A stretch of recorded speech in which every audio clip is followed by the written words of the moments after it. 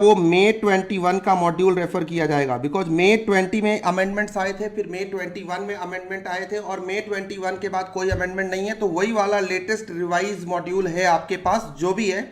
अगर वो मई 21 के लिए रिवाइज है तो समझ लो आपका अभी तक चल रहा है, उसके बाद कोई अमेंडमेंट नहीं आए तो अमेंडमेंट का डिस्कशन कोई नहीं करेगा, बिकॉज अपन जो भी पढ़ने वाले हैं वो सब फुल्ली अमेंडेड ही पढ़ने वाले हैं। सो EIS के अंदर जो अपन कवर, अब EIS पे कॉन्सेंट्रेट करो। आज के सेशन पे मई 21 का EIS का मॉड्यूल अपन रेफर करने वाले हैं स्ट्रिक्टली, और स्टार्ट करते हैं। चैप्टर्स के बारे में जहां तक बात है तो मैं चैप्टर्स आपको इतना इजीली नहीं बता दूंगा कि ये 5 चैप्टर्स है। उसके लिए एक छोटा सा ना अपन एज पर आर सेट स्टाइल हम एक छोटा सा केस स्टडी करेंगे और उसके बेसिस पे डिस्कस करेंगे कौन कौन से चैप्टर है और कौन कौन से चैप्टर क्यों है और इनका इतना इतना वेटेज क्यों है। Right, I hope you understand this why I am going to do this. Module तुम्हारे पास होगा, आज से ही बुक और मॉड्यूल अपने पास रखना, क्योंकि हम आज से ही मॉड्यूल भी कवर करेंगे। आज के सेशन में इंट्रो जैसी कोई खास बात नहीं होगी, एग्जैक्ट अपन मॉड्यूल से स्टार्ट कर रहे हैं। रीजन है कि अपन EIS सिस्टम का इंट्रो फर्स्ट लेक्चर में ऑलरेडी कर चुके हैं। EIS क्या है, एक कॉमन टेक्नोलॉजी प्लेटफॉर्म है, कैसा है, बहुत सारा बिजी और टैली, ERP और CBS कोर बैंकिंग सिस्टम, ऐसे सॉफ्टवेयर्स के बारे में मैं डिस्कस कर चुका हूँ लेक्चर नंबर इंट्रो लेक्चर के अंदर।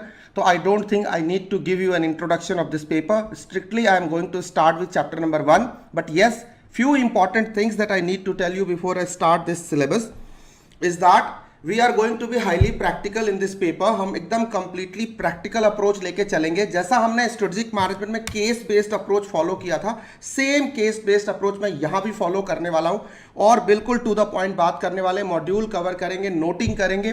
तो आप हर तरह से नोटबुक वगैरह लेके आप अलर्ट रहेंगे, बिल्कुल as per the rule of the game करेंगे और बहुत सारे केस सिनेरियो, प्रैक्टिकल सिनेरियोज, बहुत सारे इंडस्ट्री केसेस, वीडियोज सब वैसे ही रेफर करने वाले हैं जैसे स्ट्रेटेजिक मैनेजमेंट में अपन रेफर कर रहे थे। ठीक है, और बुक आपके पास पहुंच गई है आई होप।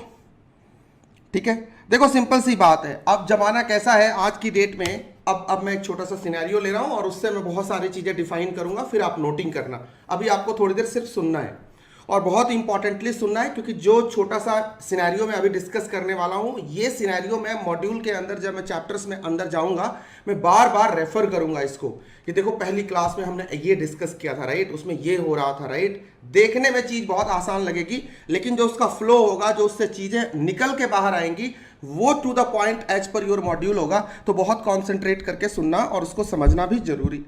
हो सकता है मैं ई-कॉमर्स की बात करूं, जो तुम डे टू डे लाइफ में ई-कॉमर्स देखते ही हो। से मेरे को अभी कोई भी JBL का स्पीकर खरीदना है या मेरे को एक गिफ्ट खरीदना है अपने दोस्त को देने के लिए, मैं सीधा सीधा अभी ऑनलाइन जाऊंगा, अमेजॉन, फ्लिपकार्ट पे जाऊंगा और बुकिंग कर दूंगा, राइट। मेरे को पेन ड्राइव की क्लासेस खरीदनी है, मैं सर के साइट पे जाऊंगा EISSMPendrive.in और वहां पे बाय कर लूंगा। ये बहुत ही सिंपल सा प्रोसेस है, बट ये प्रोसेस क्या इतना ही सिंपल है? क्या यही हम सिलेबस में पढ़ रहे हैं पूरा का पूरा? यस और नो? तो जरा टेक्निकली बात करते हैं। आप क्या करते हो, से एग्जाम्पल लेता हूं मिस्टर धोनी का। फ्लिपकार्ट कैसे काम करता है, जरा फ्लिपकार्ट को सुनते हैं, वॉलमार्ट को सुनते हैं और वॉलमार्ट को समझने की कोशिश करते हैं। से मिस्टर धोनी को आइडिया आया कि क्रिकेट से हमने ले लिया भाई संन्यास, रिटायरमेंट ले लिए, अब ऐसा करते हैं CA कर लेते, एक प्रोफेशनल डिग्री होनी चाहिए। तो CA इंटर में इनको एडमिशन मिल गया, क्योंकि वो ग्रेजुएट थे।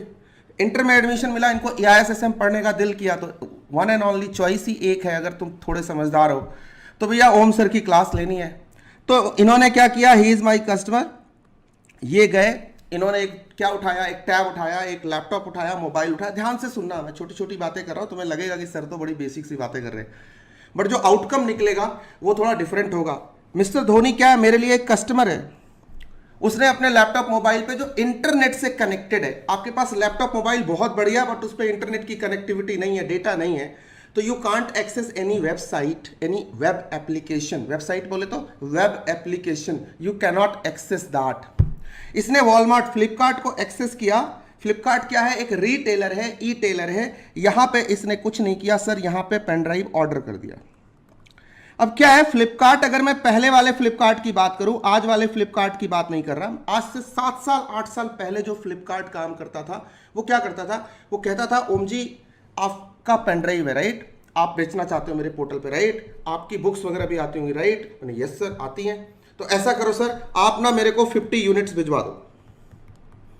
तो हम क्या करते थे, फ्लिपकार्ट को 50 units of my pen drive Google drive classes book करके बुक के साथ उनके ऑफिस भिजवा देते थे और उनसे पेमेंट हमारे को आ जाती थी। अब क्या हुआ, एक बड़ा सा वेयर हाउस है फ्लिपकार्ट के पास, से गुरुग्राम में है, से फरीदाबाद में है, से दिल्ली के किसी पार्ट में है, पुणे में है, इंडिया के अलग अलग कॉर्नर में उनके पास वेयर हाउसेस हुआ करते थे। मैं वर्ड यूज कर रहा हूं हुआ करते थे, क्योंकि मैं यहां डिस्कस करूंगा चेंज।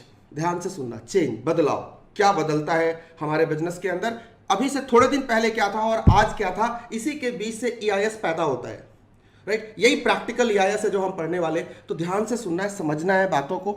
सब कुछ आपके आसपास हो रहा है, डे टू डे लाइफ में जो कुछ भी तुम कर रहे हो टेक्नोलॉजी के साथ, जो भी तुम खिलवाड़ कर रहे हो, जो तुम खेल रहे हो बेटा, वो सब EIS है और वही सब तुम्हें इस सिलेबस में पढ़ना है। बस उसको अपने आम जिंदगी से जोड़ो, ये आसान लगने लगेगी। ये फॉर्मूला मेरा ध्यान रखना, और अब उसको इंप्लीमेंट करने का टाइम आ गया है। सिर्फ बातों में नहीं, इंप्लीमेंटेशन करना है।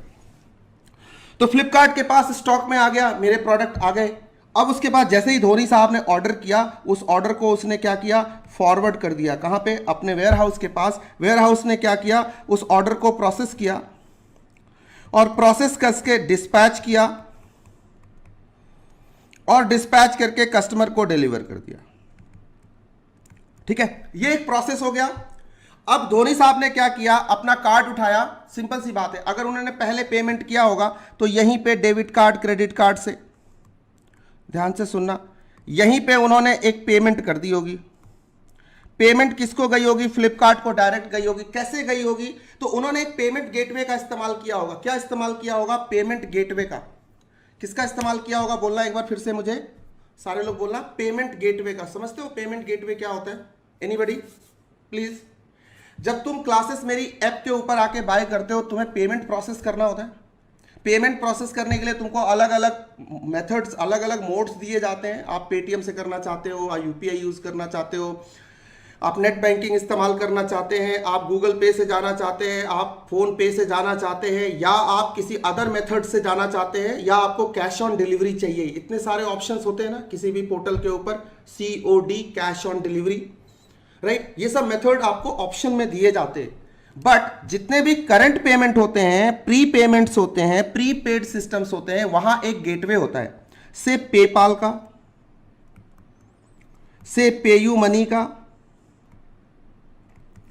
ठीक है, से रेजर पे का। मेरे उस पे लगा है रेजर पे, मेरे ऐप के ऊपर जो पेमेंट गेटवे लगा हुआ है वो रेजर पे का लगा हुआ है। अब कई लोग सोचते हैं कि ये पेमेंट गेटवे जो है ना सर, ये कोई सर्विस है, सर ये कोई सॉफ्टवेयर है। नहीं, गलत है, ये सॉफ्टवेयर नहीं है। पेमेंट गेटवे क्या है, एक सर्विस है। जो कौन प्रोवाइड करता है, एक सर्विस प्रोवाइडर। पेपाल हो, पेयू मनी हो, या रेजर पे हो, या किसी बैंक का गेटवे अपन इस्तेमाल करते हैं, जैसे HDFC का पेमेंट गेटवे यूज कर रहे हैं, डिपेंड करता है, ठीक है। और वो इसके लिए एक पैसा लेता है, पता है। जो पेमेंट आप मेरे पोर्टल पे या कहीं भी करते हो या किसी भी साइट पे करते हो, उसके लिए जो उसका पेमेंट गेटवे वाला है वो 1%, 2%, 1.99%, 1.92%, अलग अलग के अलग अलग सर्विस चार्जेज है।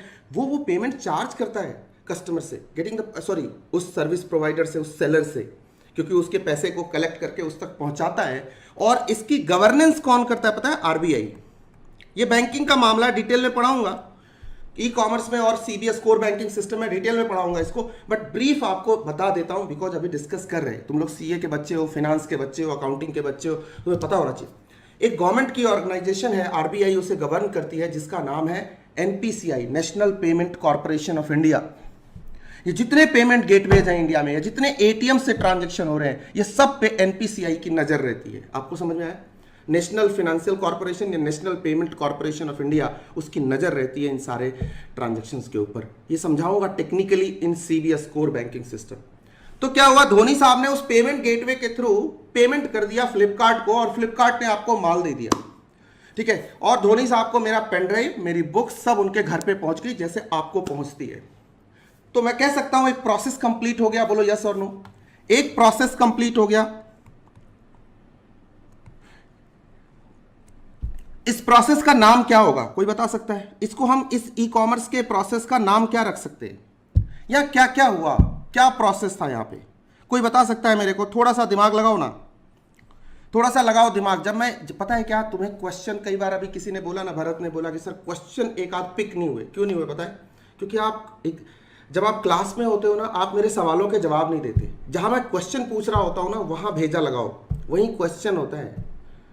वो जब तुम मेरे को रिस्पॉन्ड करते हो ना, तुम्हें वो पता चल जाता है यहाँ ये हुआ है और हाँ मैं सुन रहा था।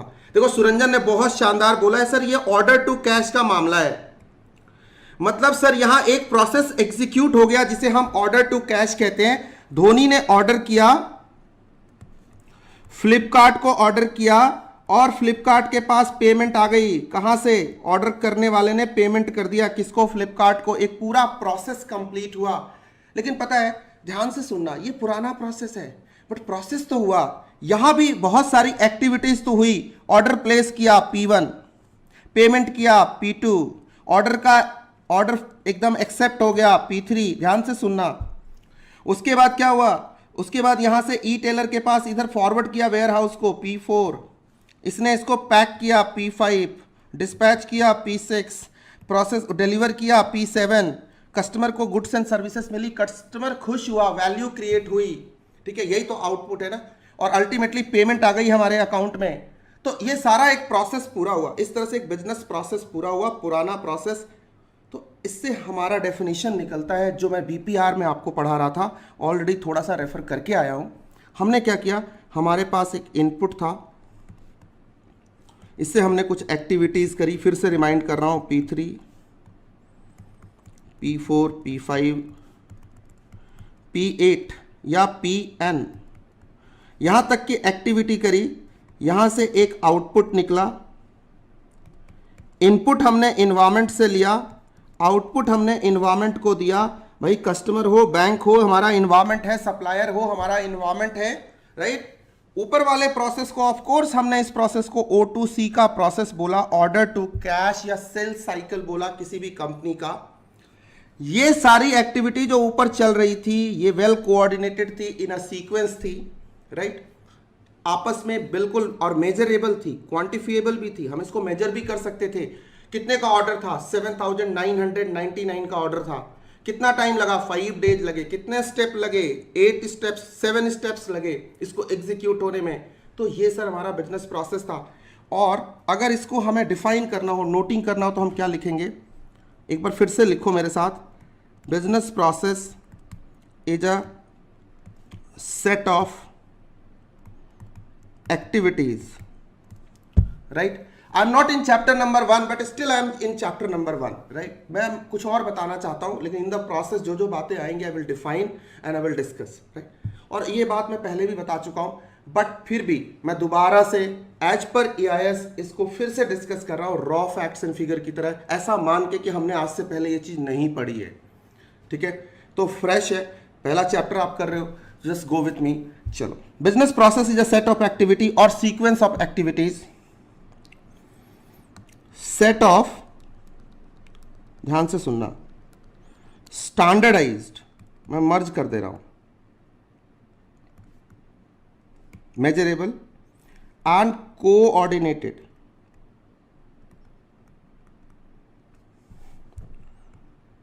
activities which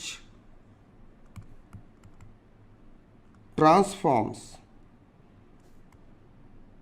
an input into an output, ठीक है, which creates value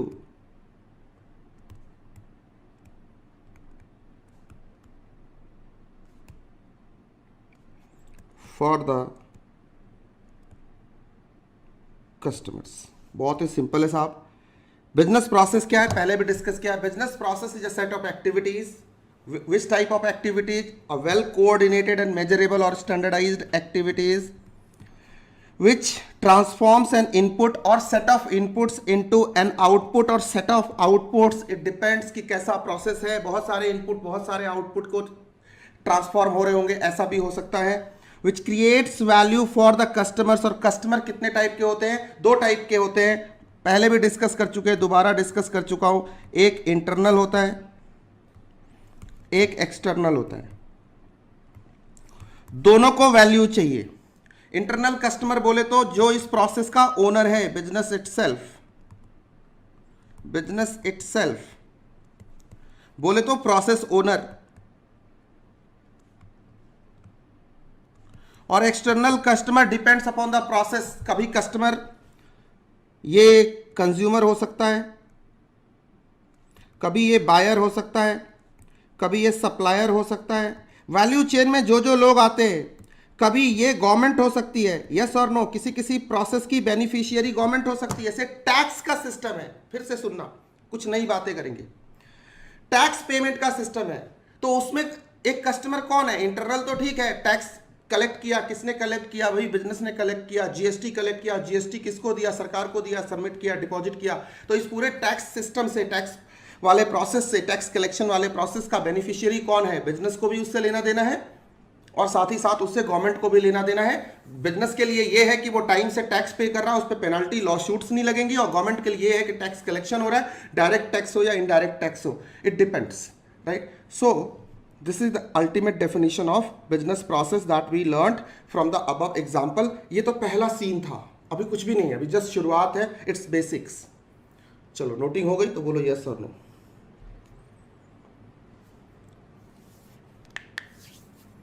सो धोनी साहब का एक प्रोसेस था, आपने देखा। पहले बोलो यस और नो, पहले फिनिश करो, देन विल मूव, ठीक है। बट आपसे एक रिक्वेस्ट है सबसे, क्लास के बीच में बोल देता हूं भाई, नोटिंग करेंगे आप, पहली बात। दूसरी सबसे इंपॉर्टेंट बात, फॉलो करेंगे। कुछ चीज़ें आपको लगेंगी कि ये तो आसान है, ये तो अपने को आता है, तो सुनेंगे, उसमें नए एंगल्स निकल के आएंगे।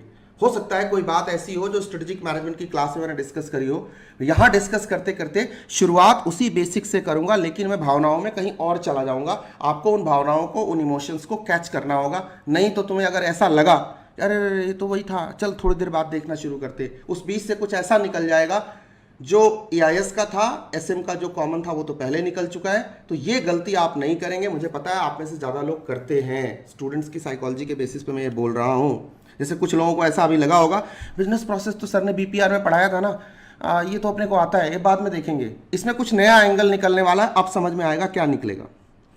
देखो भाई, अब वापस आते हैं इसी सिस्टम के ऊपर। अब जो पहले फ्लिपकार्ट का जो पुराना प्रोसेस था, जो इसी को हम क्या बोलते हैं, ई-कॉमर्स या ई-टेलिंग का प्रोसेस बोलते हैं। ई-टेलिंग का पुराना प्रोसेस ये था, लेकिन क्या हुआ, वक्त बदला, नजर बदले, नजारे बदले, मौसम के इशारे बदले। ये रीटेलिंग, ई-टेलिंग क्या आज भी ऐसे होती है? क्या आप मुझसे एग्री करते हो? आज भी क्या ई-कॉमर्स ऑपरेशन ऐसे ही चलता है पूरी दुनिया में? क्या फ्लिपकार्ट आज भी ऐसे काम करता है? क्या अमेजॉन आज भी ऐसे काम करता है जैसा मैंने अभी एग्जांपल में डिस्कस किया? क्या आपको लगता है कि ये करंट प्रोसेस है या लगता है ये ट्रेडिशनल प्रोसेस है? ये बिजनेस प्रोसेस पुराना हो गया भाई। ये प्रोसेस आज की डेट में काफी इंप्रूव कर चुका है। क्यों? क्योंकि हो सकता है कोई नई स्ट्रैटेजी हो, कोई नई टेक्नोलॉजी हो बीच में। हाँ, इंस्टीट्यूट का लेवल बहुत बदल चुका है, हमने भी बदलना पड़ेगा उसी के हिसाब से। अब काफी कुछ बदल चुका है इसके अंदर, नजर बदले, नजारे बदले, इस प्रोसेस के इशारे बदले। कैसे बदल गया? देखो, अब जब हम ई-कॉमर्स की बात करते हैं तो there is a change in e-tailing process. देखो, अब जड्डू भाई, नहीं मतलब ठीक है, उससे जूनियर है ना थोड़ा, तो वो भी ऑफ कोर्स वो रिटायरमेंट प्लान कर रहा है और वो सोच रहा है मुझे भी ना ओम सर की, वो ना धोनी ओम सर की पेन ड्राइव से पढ़ता है, मैंने भी ओम सर से ही ISSM लेनी है। मतलब मुझे बहुत अच्छा लगेगा ये सब मेरे स्टूडेंट हो, टू बी ऑनेस्ट, ठीक है, बहुत अच्छा लगेगा मुझे। और मैं चाहता हूँ ऐसे 1-2 सेलिब्रिटीज़ को पढ़ा ही लेना इस लाइफ में, मज़ेदार बात है, फिर मेरे को कोई चीज़ का गम नहीं रहेगा, ठीक है। चलो भाई जड्डू भाई, मैं मतलब खुला एकदम, बिल्कुल पैसे भी नहीं लूँगा यार, सच्ची बता रहा हूँ। ऑर्डर आ जाएगा, पता चल जाएगा भाई पे करके दिया, पैसे रिफंड करा दूंगा, एकदम दानवीर कर्ण बन जाऊंगा इनको पढ़ाने के लिए। चाहता हूँ, खुला ऑफर है, आ जाओ भाई। जो भी पोस्ट रिटायरमेंट CA प्लान कर रहा हो तो मेरे से ही पढ़ना, ठीक है। अब जड्डू ना एज अ कस्टमर ये सेम प्रोसेस को जड्डू प्रोसेस करने वाला है और सेम फ्लिपकार्ट के साथ ये ऑर्डर करने वाला है मेरे पेन ड्राइव का, मेरे लाइव क्लासेस का, मेरे गूगल ड्राइव का। तो जड्डू भी सेम करता है। जड्डू क्या करता है, फ्लिपकार्ट की वेबसाइट अपने सिस्टम के ऊपर ओपन करता है, जैसे हम लोग कभी भी ओपन करते हैं, ये लोग कभी भी कर लो, नहीं, www.flipkart.com आ जा भाई, ऑनलाइन शॉपिंग पोर्टल खुल जा। ओपन किया, ओम त्रिवेदी के पेन ड्राइव यहाँ पे सर्च किए, सर्च करके उसने ऑर्डर किया, इसने भी ऑर्डर किया। ऑर्डर करते हुए दो बातें हैं, या तो सबसे पहले वो पूछेगा पेमेंट कर तो प्रोसेस करूंगा। पेमेंट ये हो सकता है कि प्रीपेड हो सकता है, या पेमेंट का दूसरा ऑप्शन इसके पास पोस्ट पेड का भी है। देखो भाई ये प्रोसेस को ध्यान से समझना, अभी ये प्रोसेस चेंज हो जाएगा, जो पहले आपने पढ़ा था उसमें और इसमें डिफरेंस आ जाएगा। प्रीपेड है मतलब obviously again payment gateway PG, payment gateway का इस्तेमाल होगा। मैंने बताया था पेमेंट गेटवे एक सर्विस है, और सर्विस प्रोवाइडर कौन कौन से हैं, वही पेपाल, वही पेयू मनी, वही रेजर पे, वही different banking gateway etcetera, and governed bye NPCI. ठीक है, इतनी बात ठीक है, कुछ नई बात सुनने को मिली। पोस्टपेड का मतलब है कि आज की डेट में इंडिया में कहा जाता है कि 60% से ज्यादा customer cash on delivery demand करते। सीओडी एक बहुत बड़ी स्ट्रैटेजी होगी ना, सीओडी। अगर कोई ई कॉमर्स का ऑपरेशन करना चाहता है, ई टेलिंग करना चाहता है, रिटेलिंग से ई टेलिंग पे शिफ्ट होना चाहता है, इसका मतलब उसको अपने बिजनेस में सीओडी का ऑप्शन जरूर रखना चाहिए, जो मैंने खुद ही नहीं रखा है। मैंने नहीं रखा, उसके रीजन है। हमारे धंधे में क्या है, बच्चा सब मंगा लेगा, लास्ट मोमेंट पे बस वो कर देगा। ठीक है, ये थोड़ा टीचिंग लर्निंग वाला सिस्टम डिफरेंट चलता है, ट्रेडिशनल सिस्टम है, इसलिए हमने सीओडी नहीं रखा है। रखना चाहिए आइडियली, क्योंकि 60% लोग चाहते हैं कि हमें कैश ऑन डिलीवरी का ऑप्शन दिया जाए। तो मतलब ई कॉमर्स करना है तो सीओडी तो हमारे पोर्टल पे होना ही चाहिए, अदरवाइज हमारे सक्सेस की गारंटी 40% होगी। 60% कस्टमर तो वैसे ही हमसे मजबूरी में ही खरीदेंगे, जब उनको पता होगा कि नहीं यार ये बहुत इंपॉर्टेंट है, इसको बाय करना ही करना है, कोई ऑप्शन नहीं है, पेमेंट जैसे मर्जी लेता हो दे यार, इसको खत्म कर कहानी। Getting the point? यस। तो ठीक है, जड्डू भाई ने कहा कि हम पोस्ट पेड, कोई नहीं यार अभी पैसे वैसे ही कोई टूर्नामेंट में खेल नहीं रहा हूं, थोड़ा फंड का वैसे ही फ्लो थोड़ा नॉर्मल है, आन दो फिर दे देंगे पेमेंट, क्या रखा है। अब कैसे होता था पहले कि पुराने सिस्टम में मैंने तुम्हें दिखाया था कि फ्लिपकार्ट के अपने वेयर हाउसेस होते थे, और मेरे से एडवांस में 50-60 सेट्स उसने मंगा के यहाँ पे वेयर हाउस में रखा हुआ है, और जैसे ही ऑर्डर आता था ये प्रोसेस करके जड्डू भाई को भेज देता था। बट नए प्रोसेस में ऐसा नहीं है। नए प्रोसेस में फ्लिपकार्ट ने कहा ओम सर ऐसा है, अब वो नज़र बदले, नज़ारे बदल चुके हैं, अब आप भी इशारे बदल लो, अब सर हम आपसे माल नहीं खरीदेंगे, आप ऐसा करो, आपको हम एक डैशबोर्ड बना के दे देते, डैशबोर्ड बना के दे देते हैं, एक पोर्टल बना के दे देते हैं आपको, जहां से आप अपने प्रोडक्ट्स हमारी साइट पे अपलोड कर सकते हो। मतलब ओटीसी के अंदर, इस ओटीसी के अंदर जितने भी प्रोडक्ट हैं, मैं चाहूं तो उस पोर्टल के थ्रू फ्लिपकार्ट की साइट पे डायरेक्ट अपलोड कर सकता हूं, बीच में कोई इंटरमीडियरी नहीं है, ना तो मैंने किसी को माल भेजना, कुछ करना, बस सिंपल अपलोड करना है, मतलब मैं लिस्टिंग कर सकता हूं। देखो ऐसा कुछ डैशबोर्ड उसने मुझे दे दिया, उसने बोला लिस्टिंग करनी है, ये रही। अभी हमने ये डैशबोर्ड बंद किया हुआ है, जब से पेंडेमिक शुरू हुआ था उस समय से बहुत हमें दिक्कत आ रही थी ऑपरेट करने में, बट अभी हमने इसको ओपन कर दिया है, बट ये ऑपरेट नहीं हो रहा। ठीक है, ये देखो इस तरह से हमने अपना डैशबोर्ड ओपन कर दिया। ठीक है, अरे यार रुक जा यार, तू काहे को स्टार्ट हो गया। ये देखो अब हमारे डिफरेंट यहाँ पे इन्वेंट्री ले लो, लिस्टिंग ले लो, माई लिस्टिंग ले लो, जो मर्जी ले लो। ठीक है, डिफरेंट प्रोडक्ट्स की लिस्टिंग हमने यहाँ पे कर रखी है। इन्वेंट्री ले लो, तुम्हें इन्वेंट्री का भी डिटेल मिलेगा, सब कुछ यहीं पे मिलेगा। ओपन हो जाए यार, एक सेकेंड, हाँ अब ठीक है।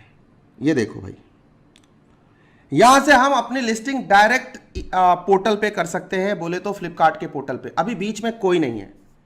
और जैसे ही हम यहां पे लिस्टिंग करेंगे, लिस्टिंग हम कहां से कर रहे हैं, इस डैशबोर्ड से कर रहे हैं, सेलर्स डैशबोर्ड बोलते हैं इसको। ये नई टेक्नोलॉजी है, ये ना होती, ये आईटी का टूल ना होता आज की डेट में, ये एक तरह का डेटाबेस मैनेजमेंट सिस्टम है। याद करो फोर्ड एंड माजडा वाले प्रोसेस में बताया था, जब बीपीआर पढ़ा रहा था, माजडा ने ऐसा ही कुछ किया था ना।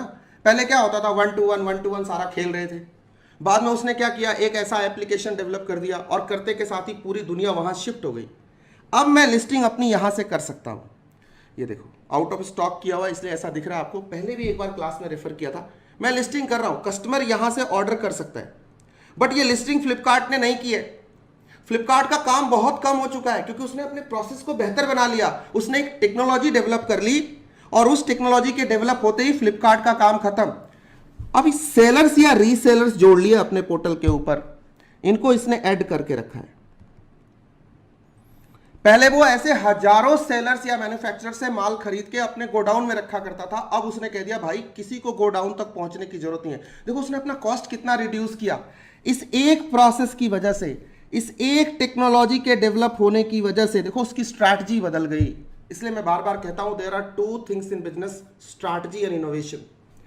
डैशबोर्ड एक इनोवेशन है, इनोवेशन सपोर्ट्स फ्लिपकार्ट स्ट्रैटेजी, और for new strategy Flipkart is looking for such innovations, either of these things. जो तुम्हें ठीक लगता हो तुम एक्सप्लेन कर सकते हो, समझ सकते हो, यहाँ पे अपनी अंडरस्टैंडिंग वहां से गेन कर सकते हो। बोलो यस और नो। अब सर ये भी हो गया, डैशबोर्ड से ओम त्रिवेदी क्लासेस ने फ्लिपकार्ट पे अपलोड किया, जड्डू ने जाके वहां ऑर्डर किया। ऑर्डर तो सर अल्टीमेटली अब फ्लिपकार्ट के पास नहीं रहेगा, आया ऑर्डर, इसने ऑर्डर फॉरवर्ड किया। पुराने प्रोसेस में ये ऑर्डर किसको फॉरवर्ड करता था? वेयर हाउस को। अब ये ऑर्डर किसको प्रोसेस कर रहा है? सेलर को या रीसेलर को या मैन्युफैक्चरर को। सीधी सी बात है, देखो यहां पे चेंज आ गया, ये है नया ई कॉमर्स बदल गया। ठीक है जी, ऑर्डर आ गया। अब इसने क्या करना है? ओम त्रिवेदी क्लास ओटीसी ने कुछ नहीं करना है, ऑर्डर आया, ऑर्डर को प्रोसेस करना है, इसको पैक करना है, और पैक करके इसने लिखना है आरटीडी। आरटीडी का फुल फॉर्म क्या होता है? Ready to dispatch. नोट कर लो, कभी जरूरत पड़ सकती है। रेडी टू डिस्पैच, ठीक है, रेडी टू डिस्पैच।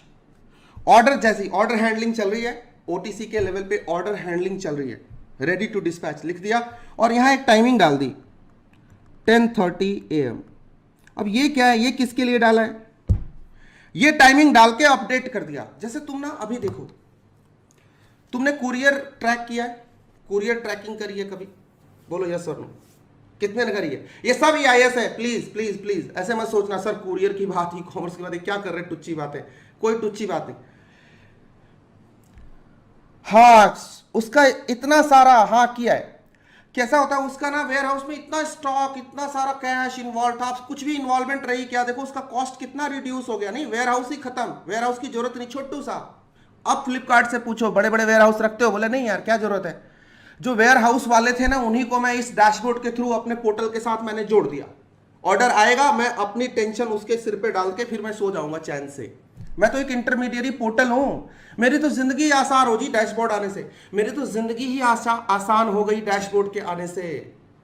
पहले तो अपने को बहुत सारा अलग अलग, अरे देख यार कोई वो ना रह गया हो, कोई वो वाला डिस्ट्रीब्यूटर ना रह गया हो, कोई वो वाला प्रोड्यूसर ना रह गया हो, ये वाला माल है नहीं है, दिन भर लिस्टें लेके घूम रहे लोग गोडाउन के अंदर। नहीं, अभी तो ऐसा कुछ करना ही नहीं। अभी तो बस बंदा ढूंढ लो, पता कर लो 2 लाख सप्लायर है, 2 लाख के 2 लाख जोड़ लो, और जो आना चाहता है उनको फ्री बोलो, आओ भाई आओ, ये प्रोसेस है, आप भी बेचो, आप भी बेचो, आप भी बेचो। कौन नहीं बेचना चाहेगा यार फ्लिपकार्ट के ऊपर। ठीक है, हमने किसी वजह से रोक रखा है, नहीं तो हमारी मेजर पेन ड्राइव की सेल फ्लिपकार्ट के ऊपर होती थी। हमने इसलिए अभी रोक रखा है कि अभी स्टेबिलिटी नहीं है, बार बार गवर्नमेंट हमारे ऑफिस बंद करा देती है। मैं आपको ऑनेस्टली बता रहा हूँ। ठीक है, लक्ष्मी नगर के ऑफिस 2 बार हमने ओपन किए, 2 बार बंद करा दिया। हमने थक के बोला नहीं कोई बात नहीं, पोर्टल से बेचते हैं अपने, फ्लिपकार्ट ऑपरेशन अभी रहने देते हैं, क्योंकि इसमें फिजिकल पिकअप होता है। अब बताने वाला हूँ पिकअप प्रोसेस। कल को तुम्हारी दुकान है, तुम्हारे घर में किसी की दुकान है, उसको बताओ कि रिटेलिंग तो करते हो, आगे रिटेलिंग और छत के ऊपर ई टेलिंग चालू कर दो फ्लिपकार्ट और अमेजोन के ऊपर, और बहुत सारे लोग कर भी रहे। ठीक है, ये नया EIS है। सर उसने लिख दिया RTD। अब लिख दिया और थोड़ी देर में तुमने देखा 10:30 के आसपास या 11 बजे तक तुम्हारे पास ई कार्ट वाला आ जाएगा। अब तुम सोचोगे सर ई कार्ट वाले को क्या सपना आया होगा कि हमारे यहाँ से माल उठाना है, हमारे यहाँ से पैकेट रेडी है जडेजा का, अरविंदर जडेजा का, और उठा के उसको डिलीवर करना है। बिल्कुल सपना नहीं आया बेटा, इसके पास भी फ्लिपकार्ट ने एक डैशबोर्ड दिया हुआ है। जैसे कि तुमको याद होगा, अभी तुमने बोला कि हाँ हमने कुरियर की ट्रैकिंग करी है, तो कुरियर की ट्रैकिंग कैसी दिखती है? तुम्हें ना सबसे पहले वो बताएगा ये कुरियर दिल्ली से निकला है 28 को और 10:30 पे, और इसका वेट है 4 kg। बोलो यस और नो। फिर थोड़ी देर बाद दिखाएगा ये अब इंदिरा गांधी एयरपोर्ट पे आ गया है, इसका वेट है 4 kg, और ये जा रहा है पुणे के लिए, इजंट इट, या लखनऊ के लिए। फिर वहां से आगे चलोगे, फिर ये दिखाएगा अब ये लखनऊ पहुंच चुका है 2 दिन के बाद, फला फैसिलिटी पे अवेलेबल है, और इसका वेट है 4 kg, और ये आपको डिलीवर होने वाला है। फिर उसके बाद आपको एक मैसेज आएगा कि this is out for delivery, और बाय 10:30 और बाय 12 o'clock और by 2 PM this will be at your delivered at your door step, right. उसके बाद आप क्या करते हो, घर में मम्मी को बोलते हो, जडेजा मम्मी को अपने बोलता है या अपनी बीवी को बोलता है, जो भी, यार देखना यार वो 7,999 रुपए लेके रेडी रखना, एक मेरा पार्सल आने वाला है, सीओडी है, कैश ऑन डिलीवरी है, दे के पैसे ले लेना। ऐसे ही होता है ना, ऐसा होता है। तो वो कुरियर का यही सिस्टम है, उसमें भी देखो ट्रैकिंग चल रही होती है। वो क्या है, डैशबोर्ड, डैशबोर्ड खेल रहे हैं ना सारे फ्रेंचाइज, सारे फैसिलिटीज, सबके पास एक एक डैशबोर्ड है ऐसा। यहां अपडेट किया, सबको पता चल गया, मैंने अपडेट किया, सबको पता चल गया। ठीक ऐसे ही एक इंटीग्रेटेड सिस्टम है जिसमें सारे उसके फ्रेंचाइज, सारे उसके वेयर हाउसेस, सारे उसके जितने भी इंप्लॉइज हैं सब उससे जुड़े हुए हैं, और सब इवन कस्टमर, सप्लायर, हर कोई उससे, सेलर, मैं भी ट्रैक कर सकता हूं, तुम भी ट्रैक कर सकते हो, उस कंपनी का इंप्लॉय भी ट्रैक कर सकता है। सबको सारी इंफॉर्मेशन राइट टाइम पे, टू द पॉइंट, एकदम एग्जैक्ट लोकेशन के हिसाब से सब कुछ पता चल रही है। ये क्या है, यही डैशबोर्ड सिस्टम है। आने से पूरी जिंदगी आसान हो गई, पूरी इंडस्ट्री की काम करने के तरीके आसान हो गए। और ये डैशबोर्ड है क्या, dashboard is nothing but EIS, enterprise information system. एक इंफॉर्मेशन सिस्टम है जिससे हर कोई एक सेंटर पॉइंट से, एक क्लिक ऑफ बटन से इंफॉर्मेशन गेन कर रहा है। बट बात मैं अभी EIS की नहीं कर रहा, बात इस प्रोसेस की कर रहा हूं। तो इस EIS की वजह से ये प्रोसेस बदल गया, नहीं तो ये प्रोसेस वही पुराना वाला होता, लंबा सा प्रोसेस, टाइम भी ज्यादा लगता, लफड़े भी ज्यादा होते, इंफॉर्मेशन भी लेट से आती। बट अभी देखो क्या हुआ, ई कार्ट ने जाके यहां से पिक किया, 10:30 बजे के बाद ये कभी भी जाके पिक कर सकता, पिक किया, डिस्पैच किया, डिलीवर किया।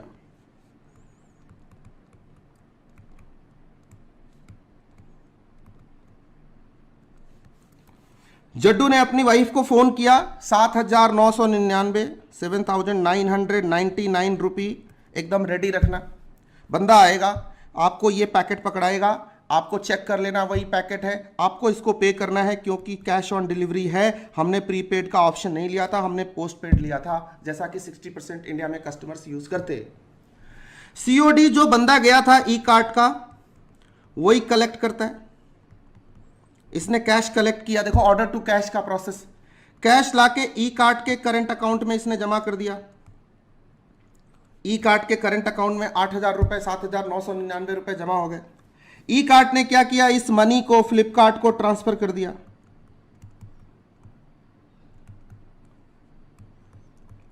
तो फ्लिपकार्ट के घर पे पहुंचा के उसको हाथों हाथ एक लिफाफे में डाल के तो देने गया नहीं होगा, तो क्या किया होगा, फ्लिपकार्ट के करंट अकाउंट में उसने पैसे डाल दिए। फ्लिपकार्ट के पास आ गए 7,999 रुपए। ध्यान से सुनना, अब और आगे चलते। फ्लिपकार्ट ने क्या करना है, उसने क्या करना है, फ्लिपकार्ट का इसमें कमीशन है 12%। फ्लिपकार्ट ने बोला ये 12% तो मेरा कमीशन है, मैंने रख लिया। उसने बोला ये 70% तो सेलर का है, ओम त्रिवेदी क्लासेस को भेज दिया। और उसने बोला भाई 18% तेरा है, तू रख ले। As a courier service, as a delivery dispatch जो तूने दिया हमें सर्विस, उसका 18% तू रख ले। ठीक है, तो फ्लिपकार्ट ने क्या किया, सबको उसके पैसे भी बांट दिए, सबके करंट अकाउंट में ड्यू अमाउंट भेज दिया। ठीक है, ये हुआ सर अब नया वाला ई कॉमर्स का प्रोसेस जो डैशबोर्ड की मदद से रन हो रहा था। अगर ये डैशबोर्ड को माइनस कर दो, ये प्रोसेस फिर पहले जैसा हो जाएगा, वही लेंदी, वही मतलब क्या कहते हैं कॉम्प्लिकेटेड, वही उसको बड़ा सा वेयर हाउस बनाना पड़ेगा। ये है न्यू ई कॉमर्स प्रोसेस। अब ध्यान से सुनना जो मैं कहने जा रहा हूं, और वो रन हो रहा था इस डैशबोर्ड की मदद से, इस डैशबोर्ड की मदद से। अभी कई बच्चे मुझसे पूछेंगे कि ये डैशबोर्ड क्या है, नहीं दिमाग में आएगा ना, what is this dashboard sir. पहले डैशबोर्ड एक्सप्लेन करो, फिर वापस प्रोसेस पे आना, पहले इसको बताओ। देखो कुछ नहीं है, एक छोटी सी नोटिंग लेना मेरे साथ, एक सेकेंड। पहले डैशबोर्ड एक्सप्लेन कर लेता हूं क्योंकि आगे भी जरूरत पड़ेगी, फिर तुम्हें लगेगा कि सर ने उस समय बताया नहीं था, बार बार डैशबोर्ड डैशबोर्ड बोलते रहते हैं और अपने को तो कुछ समझ में नहीं आ रहा है ये डैशबोर्ड क्या है। तो एक छोटा सा note low,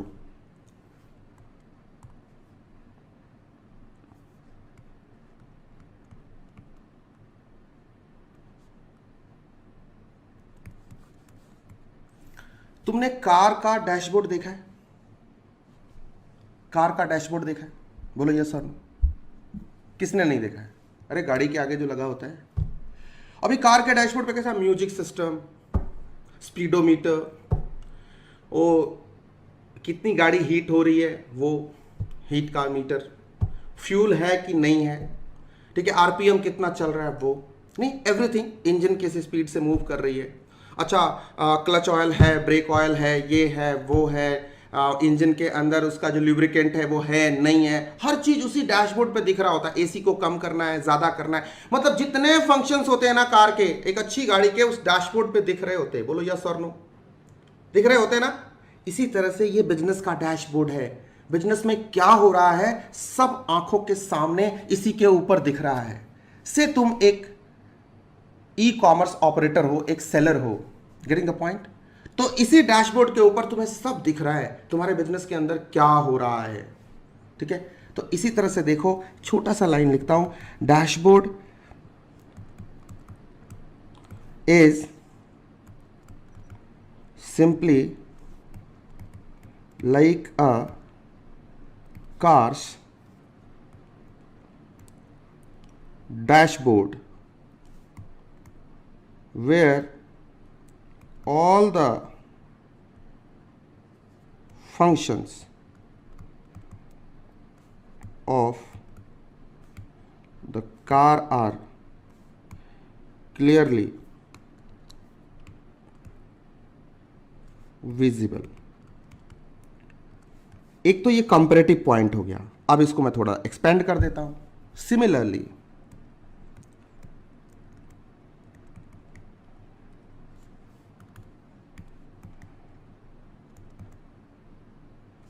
business dashboard is a web portal where all the functions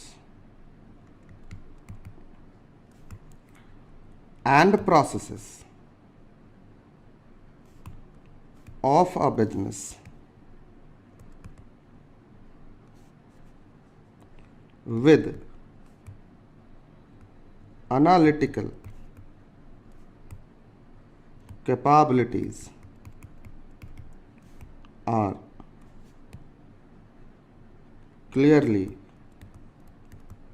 visible।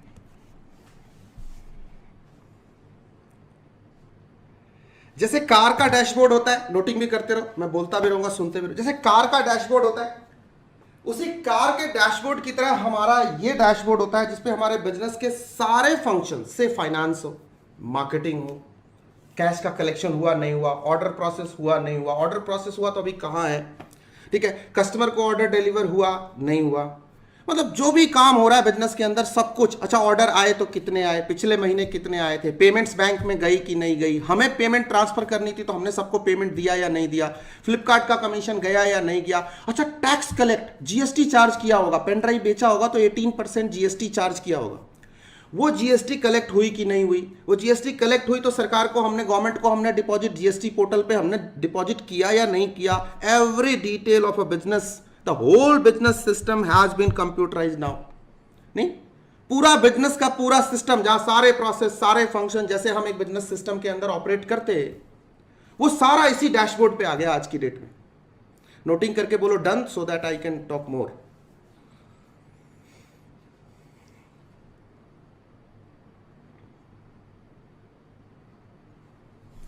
ठीक है, अब देखो एक लाइन और लिखता हूं, it is an integrated system. बोलना सही है या नहीं है जो मैं लिख रहा हूं, it is an integrated system, सब कुछ एक जगह है, विच रिप्रेजेंट्स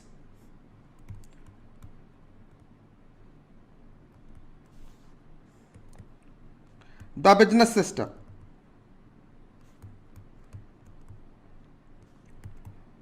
through a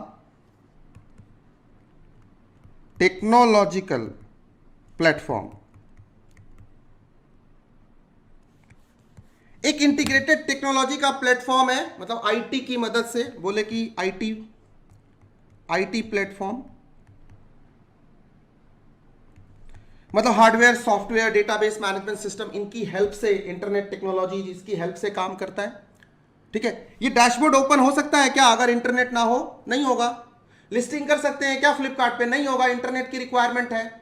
ठीक है, अच्छा, जब हम लिस्टिंग करते हैं तो बहुत सारी चीजें होती है। देखो एडिट लिस्टिंग, ये देखना एडिट लिस्टिंग का बोर्ड, ये देखो बहुत सारे बॉक्स बने हुए हैं, डब्बे बने हुए हैं, एक्टिव है, ये है 1795 रुपए है, सेलर है, इन स्टॉक है, प्रोक्योरमेंट डेज कितने हैं 2 है, ठीक है, लोकल डिलीवरी चार्जेस क्या है, लेंथ कितनी है, विड्थ कितनी है, ब्रेड्थ कितनी है, इसका HSN कोड क्या है, HSN कोड GST का कोड, ठीक है, जिसके बेसिस पे हम डिसाइड करते हैं कि GST 0% है, 12, 18, 28, 3, 5 अपैरल कौन सा है। तो ऑब्वियसली बुक्स हैं तो GST कितनी होगी, 0 होगी। ये सब चीजें सेलर यहां से एंट्री करता है, मतलब ये पूरा डेटाबेस मैनेजमेंट सिस्टम भी इसी डैशबोर्ड पे काम कर रहा है। बोलो यस और नो। यहां से सारा डेटा फीड कर रहे हैं और फ्लिपकार्ट पे जाके एज इट इज दिख रहा है। तो ये क्या है, एक तरह का डेटाबेस मैनेजमेंट सिस्टम भी है। मतलब एक कंप्लीट IT का टूल है बेटा, जो कुछ नहीं है, बेसिकली इसी सिस्टम को जो अलग अलग यूजर्स को अलग अलग तरीके से इंफॉर्मेशन दिखाता है, ये नहीं नथिंग बट EIS है, एंटरप्राइज इंफॉर्मेशन सिस्टम है, ठीक है। इसी इंटीग्रेटेड प्लेटफॉर्म को EIS बोलते हैं। और ऐसे बहुत सारे EIS हम पढ़ने वाले हैं। Dashboard is a kind of EIS, e commerce is a type of EIS। E commerce operation भी अपने आप में एक एंटरप्राइज इंफॉर्मेशन सिस्टम है, ये भी, ठीक है। कोई भी बंदा क्या खरीद रहा है, क्या खरीद रहा है, कैसे खरीद रहा है, कब उसको मिल रहा है, कितने रुपए का खरीद रहा है, उसके घर पहुंचा कि नहीं पहुंचा, हर चीज एक ही जगह से क्लिक ऑफ बटन से वो चेक कर रहा है। EIS नहीं है तो क्या है, यही पढ़ने वाले पूरे सिलेबस। नोटिंग करो, लेट मी नो, यहां तक नोटिंग हो गई, कंफर्म करो, वी कैन मूव।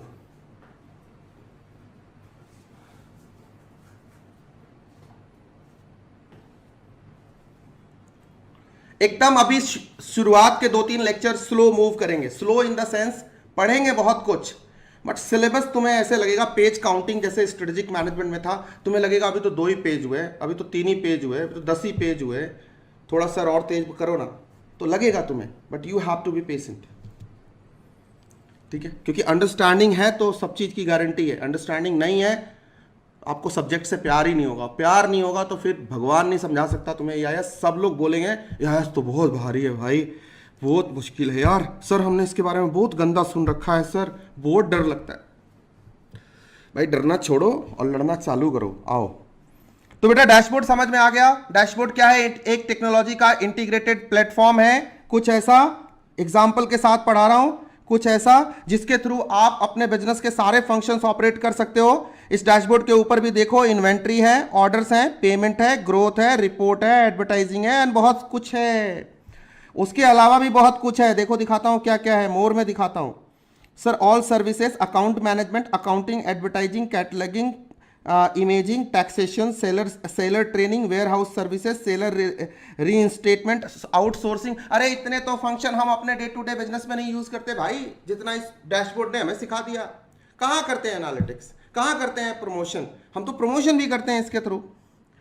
जैसे गूगल एडवर्ड अलग से करते हैं अपने बिजनेस के लिए, यहां तो हम इसी के थ्रू कर देते हैं, इसी डैशबोर्ड के थ्रू हम गूगल एडवर्ड भी लगा सकते हैं। चलो बहुत सारी चीजें हैं, कर लिया सर, ये डैशबोर्ड की क्वालिटी। अब देखो ध्यान से, वापस से इस प्रोसेस पे लौटो। अब यहां भी जरा P1 P2 लगा लेते हैं, ठीक ठीक, ठीक है। आओ, यहां से ऑर्डर आया, एक इनपुट इंट्रोड्यूस होता है, ऑर्डर हैंडलिंग करेगा फ्लिपकार्ट P1। ऑर्डर को क्या करेगा, रखेगा उस पर, अगरबत्ती वगैरह दिखाएगा 2-3 दिन, नहीं, इमीडिएटली अपने आप वो ऑर्डर प्रोसेस होके किसके पास, सेलर के पास फॉरवर्ड हो जाएगा P2। सेलर क्या करेगा, उसको कंफर्म करेगा, इससे नहीं कंफर्म करने की जरूरत नहीं है, वो डैशबोर्ड खुद फ्लिपकार्ट ने दिया है, तो किससे पूछना है कि ऑर्डर सही है कि नहीं है, पूछने की जरूरत ही नहीं है, डैशबोर्ड से आया है, चल आगे मूव कर। उसके बाद इसने क्या किया, उसको प्रोसेस किया, पैक किया, रेडी टू डिस्पैच किया। 2 प्रोसेस हो गए, से P3 P4, यहां पे P3 एक ही बार में कर दिया। RTD यहां से पिक किया किसने, ई कार्ट ने P4, और इसने डिलीवर कर दिया P5। कैश कलेक्ट किया P6, अपने अकाउंट में डाला P7, और उसके बाद इसको फॉरवर्ड किया, ट्रांसफर किया किसको, ई टेलर फ्लिपकार्ट को P8।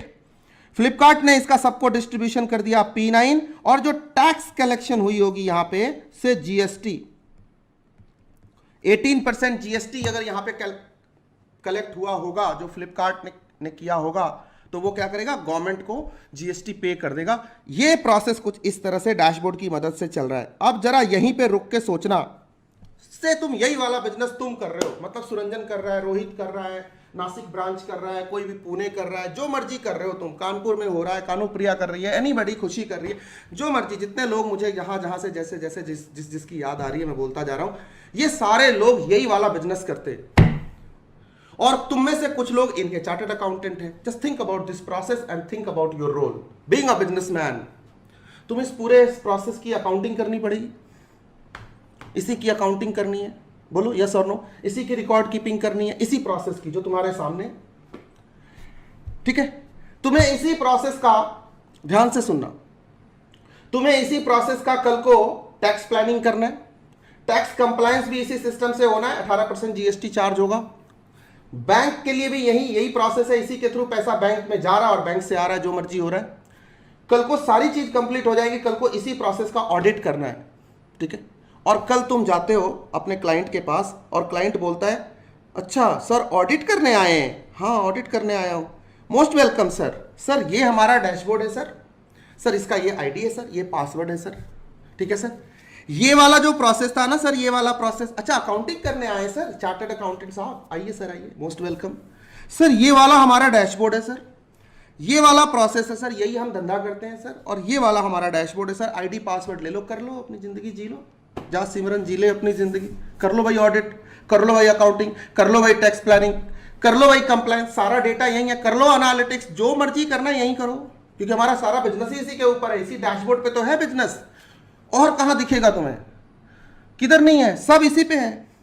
कैसे करोगे, कैसे करोगे भाई? अगर वो बुक्स ऑफ अकाउंट लेके आए, टैली की रिपोर्ट लेके आए, प्रिंट आउट लेके आए तो समझता है, बिल इनवॉइस निकाल के दे तो समझ में आता है, इनवॉइस दिया इसकी एंट्री करनी है टैली में।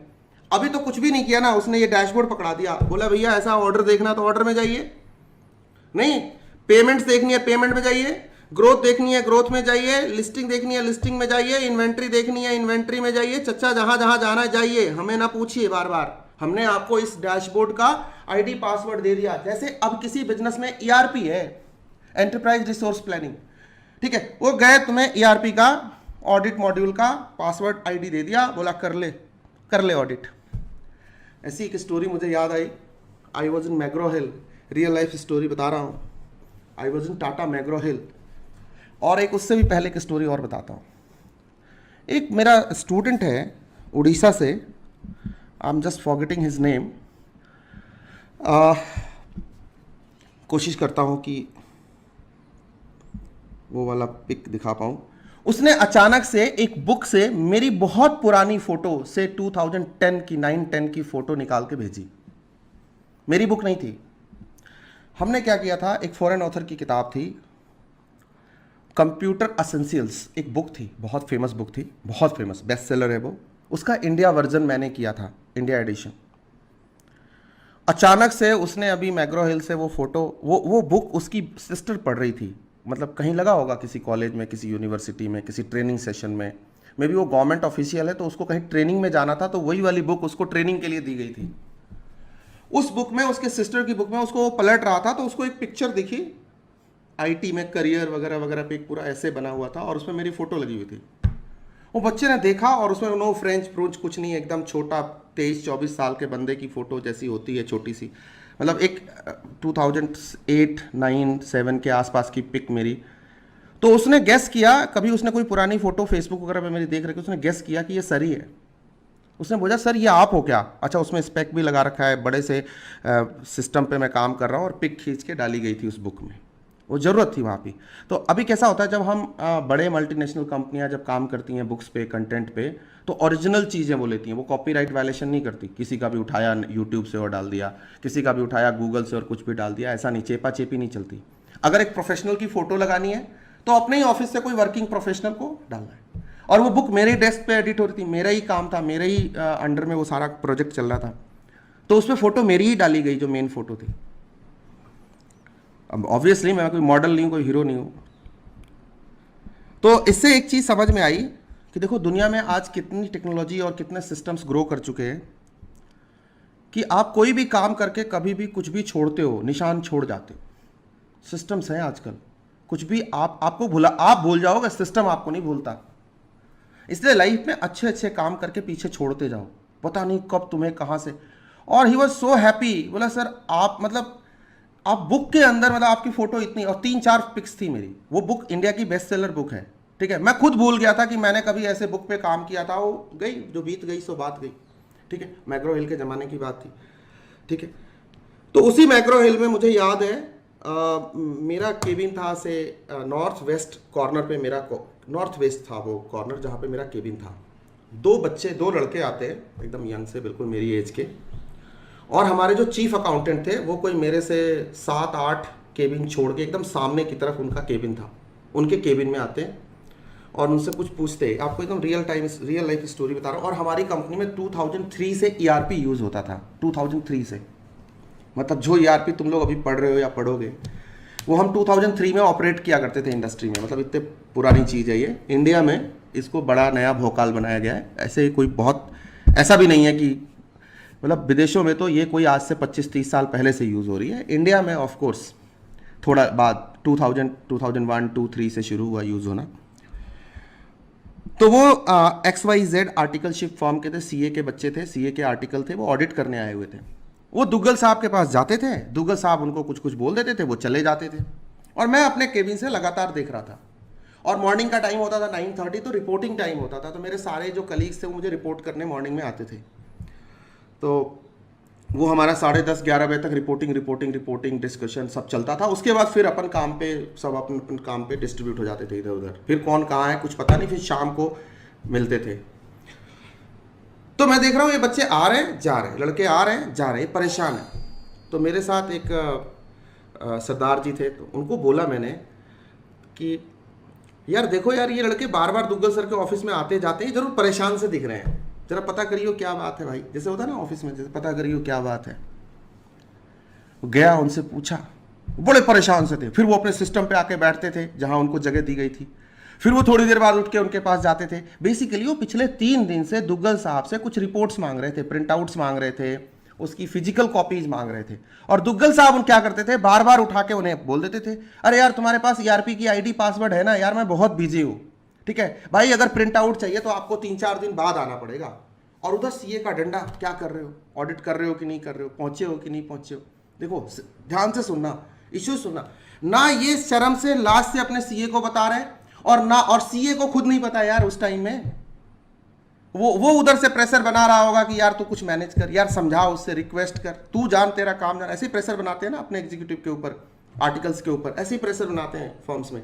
वो बोलेंगे तू बात कर यार, तू कैसा बंदा है यार, तू वहाँ पे मैनेज नहीं कर पा रहा यार, कमाल है यार, रख यार फोन, टाइम नहीं है यार, फालतू में टेंशन देते हो यार, एक छोटी सी बात मैनेज नहीं कर सकते यार, क्या CA करोगे यार तुम। नहीं, वो बंदा वो बेचारा डर के वैसे ही, हाँ यार CA सही में मैं क्या करूँगा। सच्चाई ये थी कि दुग्गल साहब उसको इतनी आसानी से देना नहीं चाहते थे। उसको औकात बता रहे थे किस बात की, कि तुम्हें टेक्नोलॉजी नहीं आती है तो तुम सफ़र करो, जब मेरे को टाइम मिलेगा मैं दूंगा। और वो परेशान हो रहे थे। फिर ऊपर कॉफ़ी हाउस में दोनों को मैंने पकड़ा ऐसे ही। मेरे को समझ में आ गया था कि मैं इस लाइन को समझता था, CA की दुनिया, मेरे सारे फ्रेंड्स और बहुत सारे लोग हैं इस फील्ड में। मैंने बोला क्या दिक्कत है। उन्होंने बोला यार दुग्गल सर देखो ना सर, वो मुझे पहचानते थे, देखते थे कि वो केबिन में बैठा हुआ है बंदा, यही बंदा है, देखो ना सर, वो हम 3-4 दिन से सर उनसे पीछे ये मांग रहे हैं, इन्वेंट्री की रिपोर्ट मांग रहे हैं, वो दे ही नहीं रहे सर, पता नहीं उनको हमसे क्या गुस्सा है सर, क्या परेशानी है सर। हम अपने CA को फ़ोन करते तो सर वो डांट देते कि तू मैनेज नहीं कर पा रहा। अब सर हम तो जाएंगे, अब कहीं के नहीं रहेंगे। तो मैं समझ गया कि इनको यही प्रॉब्लम है। मैं उनके डेस्क पे गया, सरदार को भेजा, थोड़ा सा हमने उनको मदद करी। उनके सारे जो भी उनको ID पासवर्ड मिला था उससे पूरा फिनांस मॉड्यूल का था, थोड़ी देर में हमने सारा उनको एक्सट्रैक्ट करा के दिलवा दिया। और दुग्गल साहब को मैंने ऐसे कर दिया। दुग्गल साहब ने ज़ोर से हंसा। बाद की कहानी बाद में बताऊंगा कि दुग्गल साहब ने क्या बोला और क्यों बोला और क्यों ऐसा कर रहे थे, उसके पीछे क्या लॉजिक था। दुग्गल साहब को बार बार CA का फ़ोन आता था कि इन लोगों को ना आपने बताना नहीं है, इनको 3-4 दिन तक ऐसा करो कि ये ना किसी बहाने से ये चीज़ सीख जाए, क्योंकि सर मेरे आजकल ज़्यादातर क्लाइंट के पास ERP है, मेरे को खुद नहीं आती। देखो CA भी कितने मतलब एकदम शाणे होते हैं, खुद तो आता नहीं, मतलब ठीक है ना, वो पुराने CA थे, उनके टाइम में ERP नहीं हुआ करती थी, इसलिए नहीं आता, मैं दोष नहीं दे रहा हूँ। अभी वो आता नहीं ERP खुद को, वो चाह रहे मेरा आर्टिकल बड़ा स्मार्ट हो, मेरे से भी ज़्यादा स्मार्ट हो, जाएगा कहाँ, करना तो मेरे अंडर ही है। और दुग्गल साहब से अच्छी दोस्ती है, तो इसको इतना तंग करो ये कोई ना कोई स्ट्रगल करके जुगाड़ करके किसी से हेल्प लेके धीरे धीरे एक दो आर्टिकल तो अपने रेडी हो जाए ताकि हमारा आगे काम अच्छा हो जाए। ठीक है, वो बंदे हम ही फंस गए। हमने उनको काफ़ी सिखाया, बताया, 2-3 दिन काफ़ी मदद करी। जब जब मेरे को टाइम मिलता था, कोई 10 मिनट, कोई 15 मिनट, वो बार बार आ जाते थे, सर वहाँ पे नहीं हो रहा, सर चलो ना जरा बता दो ना कैसे एक्सट्रैक्ट करूँगा। तो अपने को तो ERP पे सिंगापुर से ट्रेनिंग थी, तो अपने को कोई दिक्कत नहीं थी। अपन जाते थे, उसको सारी चीज़ें यहाँ से ऐसे निकाल, यहाँ ये एक्सट्रैक्ट कर, यहाँ ये फार्मूला लगा, यहाँ ये कमांड लगा, ऐसे ऐसे 3-4 दिन में भाई साहब वो दोनों ERP पे एक्सट्रैक्शन के मामले में, डेटा एक्सट्रैक्शन के मामले में तो एकदम एक्सपर्ट हो गए। कोई भी डेटा किधर से निकालने के लिए बोलो, फटाफट फटाफट निकाले। हाँ, ऑपरेशन नहीं आता था, जरूरत भी नहीं थी, क्योंकि CA को ऑपरेट करने की क्या जरूरत है। ऑपरेशन आप बोलोगे भाई प्रोग्राम बनाना नहीं आता, कोई जरूरत ही नहीं है ना, उसको तो बस ये चाहिए कि डेटा पहले निकालो, कैसे एक्सट्रैक्ट कर सको। 4-5 दिन में, 3-4 दिन में उन्होंने पूरा ERP से डेटा एक्सट्रैक्शन सीख लिया without any training, just that we help him out. और यही उसका CA चाहता था, और यही दुग्गल सर को वो बोलता था, और यही दुग्गल सर चाहते थे। इसे 3-4 दिन से उसको लटका रहे थे। मतलब EIS की नॉलेज के बगैर वो CA क्या था, इलिटरेट था, पंगु था। वो सारी नॉलेज रखी रह गई, क्योंकि उसको पता ही नहीं है डैशबोर्ड काम कैसे करता है, डैशबोर्ड ऑपरेट कैसे करता है, इसका प्रोसेस क्या है, इसके फंक्शंस क्या है, इसकी टेक्नोलॉजी क्या है, इसमें IT के टूल्स क्या लगे, इसमें डेटाबेस कैसे मेंटेन हो रहा है, डेटा निकालना कैसे, एनालिसिस करनी कैसी है, टैक्स प्लानिंग तब होगी ना। जब तक आपको सिस्टम नहीं आता, आप सिस्टम पे काम करना कैसे आएगा। फिर थोड़ी देर के बाद जब उन्होंने ये सब कर लिया, काम वाम कर लिया, तो दुग्गल साहब ने ये बात हमें डिस्क्लोज करी, और उसमें से एक बंदा आज ऑडिट का इंडिया का टॉप फैकल्टी है, नाम नहीं लूंगा, उसी में से एक बंदा। और तब से हमारी दोनों से दोस्ती हुई। एक तो अभी भी इंडस्ट्री में है, और एक ऑडिट का टॉप फैकल्टी। और उस दिन को कभी नहीं भूलता, बोला ओम सर आपने जो उस समय वो चीज़, और नो डाउट आज हमारी बहुत अच्छी ट्यूनिंग है हम दोनों की, सारी अच्छी बात है, लेकिन उस दिन जो उस समय जो चीज़ आपने हमें समझाई थी वो कितने काम की थी, वो आज समझ सकते हैं। ठीक है, और बाद में तो उसने इतना सारा IT टूल्स पे काम किया कि he was in top MNCs और आपके बिग 4 फॉर्म्स में काम किया, और अभी ऑडिट वो बहुत successfully he is delivering at India level. So this is the beauty of system, and this is what you have to face, and that's why this syllabus is there in your life. Right, ये एक article की कहानी जो मैंने खुद देखी आंखों से, राइट, उसके CA की कहानी जो बेचारे को खुद नहीं आता है। पुराने CA जब GST पोर्टल्स आए, GST का काम आया, तो बहुत सारे पुराने चार्टर्ड अकाउंटेंट GST में मोटी कमाई करके घुसे, लेकिन जितनी तेजी से घुसे उतनी तेजी से बाहर भी गए। टेक्नोलॉजी समझ में नहीं आई, और सरकारी पोर्टल भी इतना बुरे हाल में था, सरकार पोर्टल बना बना के थक गई, और वो बार बार वो फेल मारता था, कभी कुछ होता था, कभी बग्स आ रहे, 4-4 दिन तो पोर्टल ऑपरेट नहीं हो रहा, परेशान हो गए। बहुत सारे चार्टर्ड अकाउंटेंट छोड़ के चले गए GST वाले काम को, फिर वो वापस डायरेक्ट टैक्स, इनडायरेक्ट, वही ठीक था यार, अपना चलते, पुराना काम ही ठीक था, वापस सेटल हो गए। क्यों? नए जनरेशन के लोग GST में ज़्यादा आए, क्योंकि उनको इतना पेशेंस था कि टेक्नोलॉजी के साथ डील कर पाए। पुराने को मोटा कमाने की आदत है, वो नया स्ट्रगल नहीं चाहता। बट EIS के बगैर अब आपकी लाइफ में कुछ भी नहीं है। 21st सेंचुरी का चार्टर्ड अकाउंटेंट ऐसा होगा जिसके पास प्रोसेसेस ऐसे होंगे। बताओ, आज टुडे और टुमारो मैं मान के चल रहा हूं कि आने वाले 5 साल के अंदर सारी की सारी इंडस्ट्री, सारा का सारा काम ई-कॉमर्स पे शिफ्ट हो चुका होगा। 90% लोग ई-कॉमर्स ऑनलाइन चीजें बाय करेंगे। अभी भी 55% लोग कर रहे हैं, आने वाले समय 90%। कहते हैं ना कि 1991 में जब दुनिया बदली, जब ग्लोबलाइजेशन हुआ, तो दुनिया बहुत तेजी से बदली, राइट, बहुत तेजी से। अचानक से इंडस्ट्री बदलने लगी, सोसाइटी बदलने लगी, हम लोग बदलने लगे, सोचने का तरीका बदलने लगा, इंडिया मॉडर्न होने लगा, सब कुछ हुआ, बदलाव देखा लोगों ने, बहुत तेज। लोगों ने कहा बहुत तेजी से दुनिया बदली हिंदुस्तान में। लेकिन मैं कहता हूं कि पिछले 5-6 साल में इन टेक्नोलॉजी के प्लेटफॉर्म्स के आने की वजह से, EIS की वजह से जो दुनिया बदली है, इतनी तेज दुनिया ना कभी बदली थी, ना कभी आने वाले समय में बदलेगी। और इस पेंडेमिक ने तो इसको इतना एक्सेलरेट कर दिया। आज CA लोग, तुम बताओ कितने CA जाके आज सुबह सुबह फ्लाइट पकड़ते हुए तुम्हें मिलते हैं। कोलकाता जा रहा है, बोर्ड मीटिंग है और मैं जा रहा हूं। पहले ना अक्सर तुम देखोगे, जितने सीनियर चार्टर्ड अकाउंटेंट्स में देखता था, आज कहा सर कोलकाता जा रहे हैं, आज कहा पुणे जा रहे हैं, वहां बोर्ड मीटिंग है। आज कोई कहीं नहीं जा रहा भाई, घर बैठ के टेक्नोलॉजी के प्लेटफॉर्म्स हैं, तमाम तरह के जूम मीटिंग से लेकर के तमाम सिक्योर्ड प्लेटफॉर्म्स हैं। आज सारे लोग EIS का इस्तेमाल कर रहे हैं और घर बैठे वो सारी बोर्ड मीटिंग्स हो रही हैं और सिक्योर्ड हो रही है। कितने लोग फेस टू फेस क्लासेस में जा रहे हैं?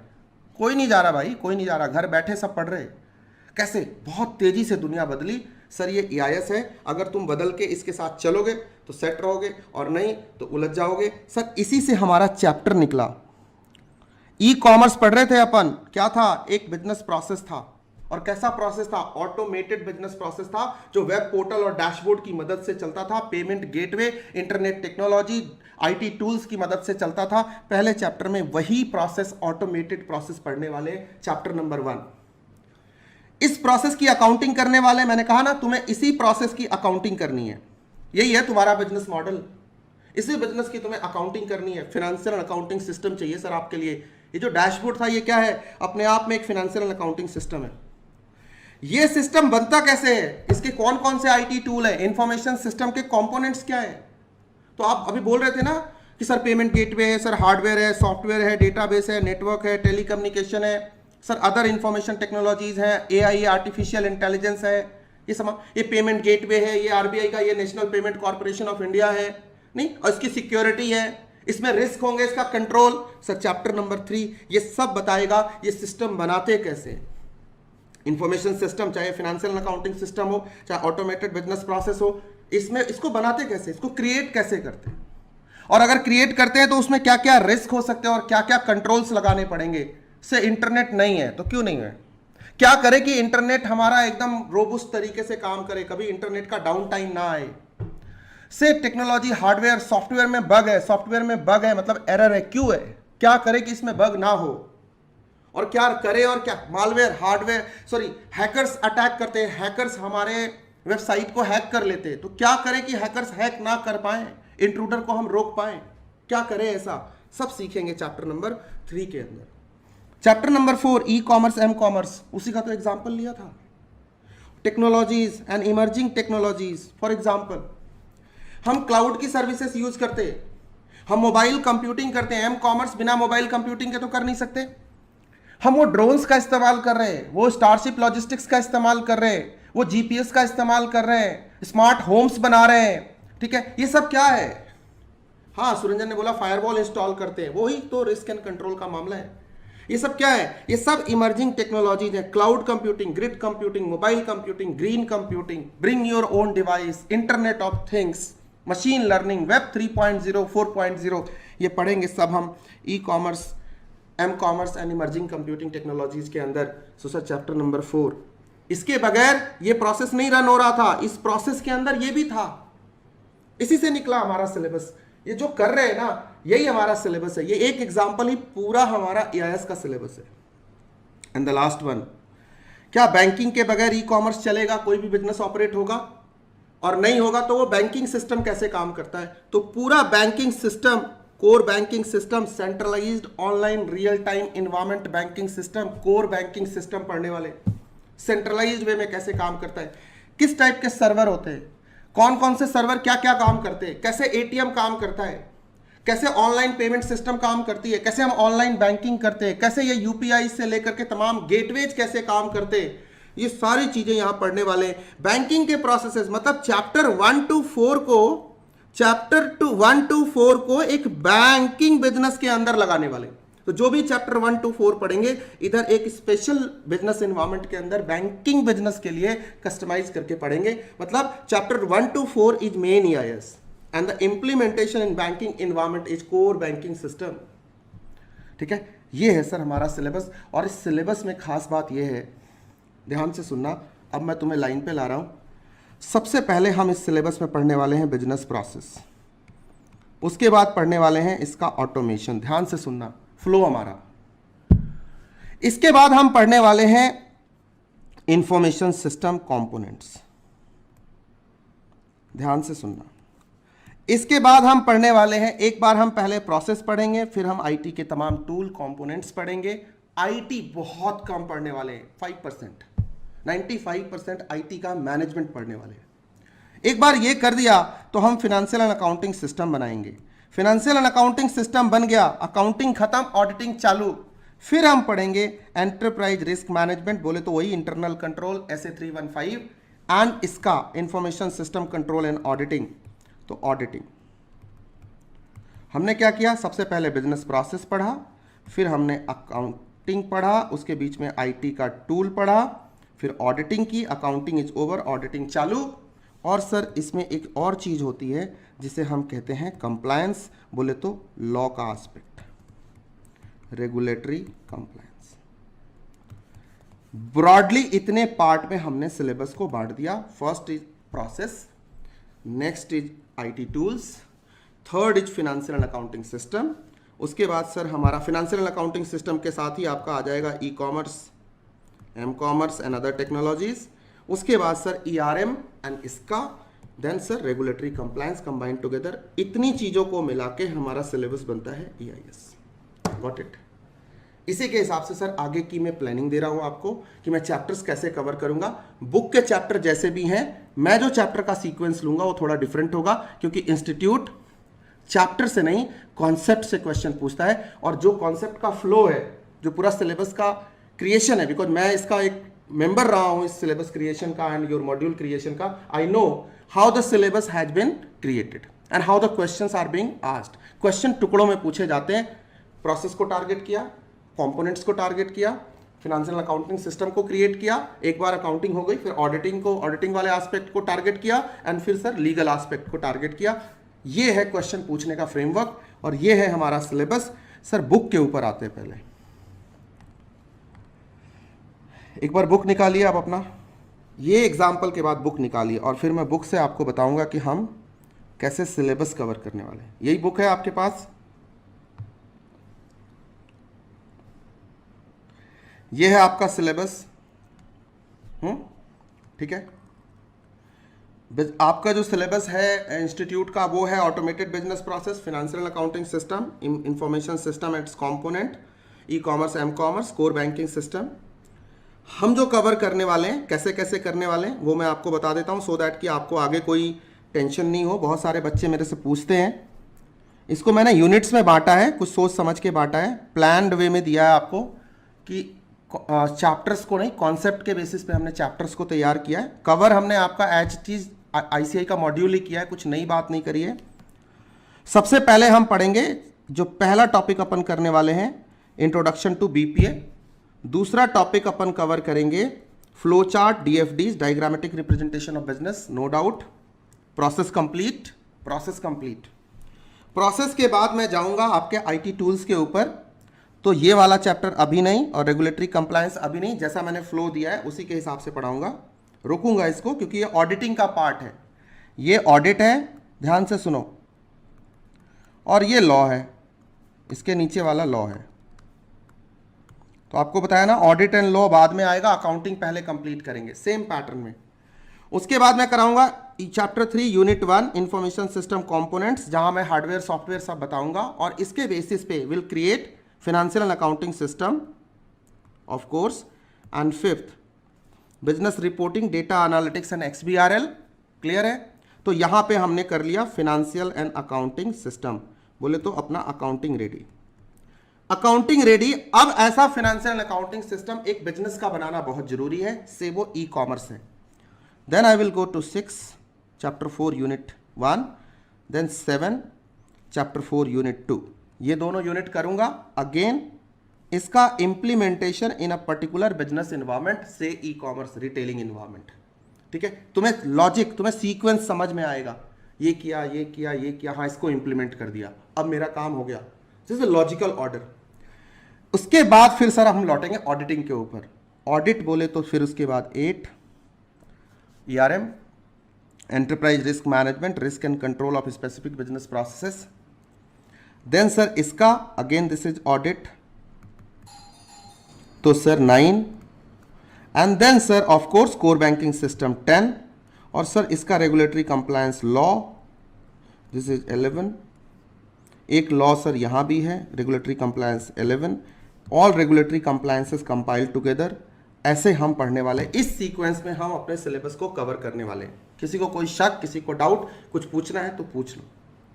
और क्यों पढ़ने वाले डिटेल में आपको समझा दिया। Any question please ask, then I will move. ये आप नोट कर लो, कल को बहुत सारे बच्चे बाद में पूछते हैं, सर ये वाला करूं, वो वाला करूं, PDF को फॉलो करूं, क्लास को फॉलो करूं। फर्स्ट क्लास में मैंने एक्सप्लेन कर दिया आपको, हम इसी सीक्वेंस में पूरा सिलेबस कवर करने वाले हैं। लॉजिक दे दिया, क्यों करने वाले, एनी क्वेश्चन प्लीज आस्क।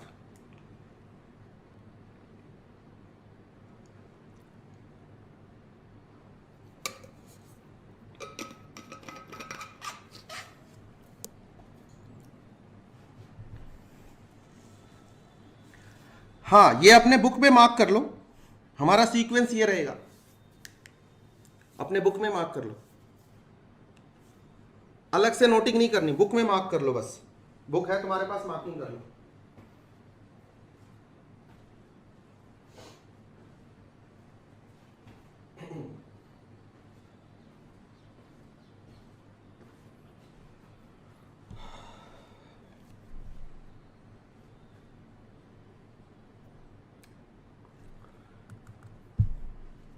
सबसे पहले ये जो ऑलरेडी हम कर रहे, फ्लो चार्ट ऑब्वियसली, देन हम आईटी के टूल्स पढ़ेंगे क्योंकि उसके बगैर फिर आगे सिस्टम्स बनाना मुश्किल होता है। उसके बाद अपन सिस्टम बनाएंगे, 4, 5, 6, 7 सिस्टम बन गए, सिस्टम्स क्रिएटेड हो गए। अब करेंगे सर इनके risk and control, audit etcetera etcetera. Then उसके बाद ऑडिट ईआरएम से शुरू करेंगे इसका। वैसे भी ये दोनों चैप्टर कंबाइंड पढ़े जाते हैं, एक साथ पढ़े जाते हैं। एंड ऑफ कोर्स इसके बाद ये सब का इंप्लीमेंटेशन सीबीएस के अंदर, और रेगुलेटरी कंप्लायंस तो 2-3 घंटे 4 घंटे का एक अलग से सेशन लगता है, वो अलग है, सब कवर हो जाएगा। रेगुलेटरी कंप्लायंस बहुत छोटे से होते हैं, कई बार 4 मार्क्स के क्वेश्चन आते हैं, कई बार आते भी नहीं। इस बार जैसे कोई क्वेश्चन ही नहीं आया रेगुलेटरी कंप्लायंस से, एक भी क्वेश्चन नहीं था, कहीं नहीं था, पूरा सफाया था इसका। बट ऐसा नहीं कि बार बार नहीं आएगा, अगली बार आ जाएगा 5 मार्क्स का। You have to be ready. Move करूं आगे, चलो हो गया, नोटिंग हो गई।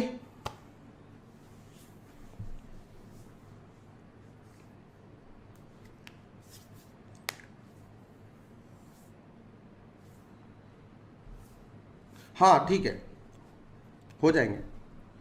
चलो आगे। अब सर आ जाओ चैप्टर नंबर 1 के ना फंडामेंटल चीज में।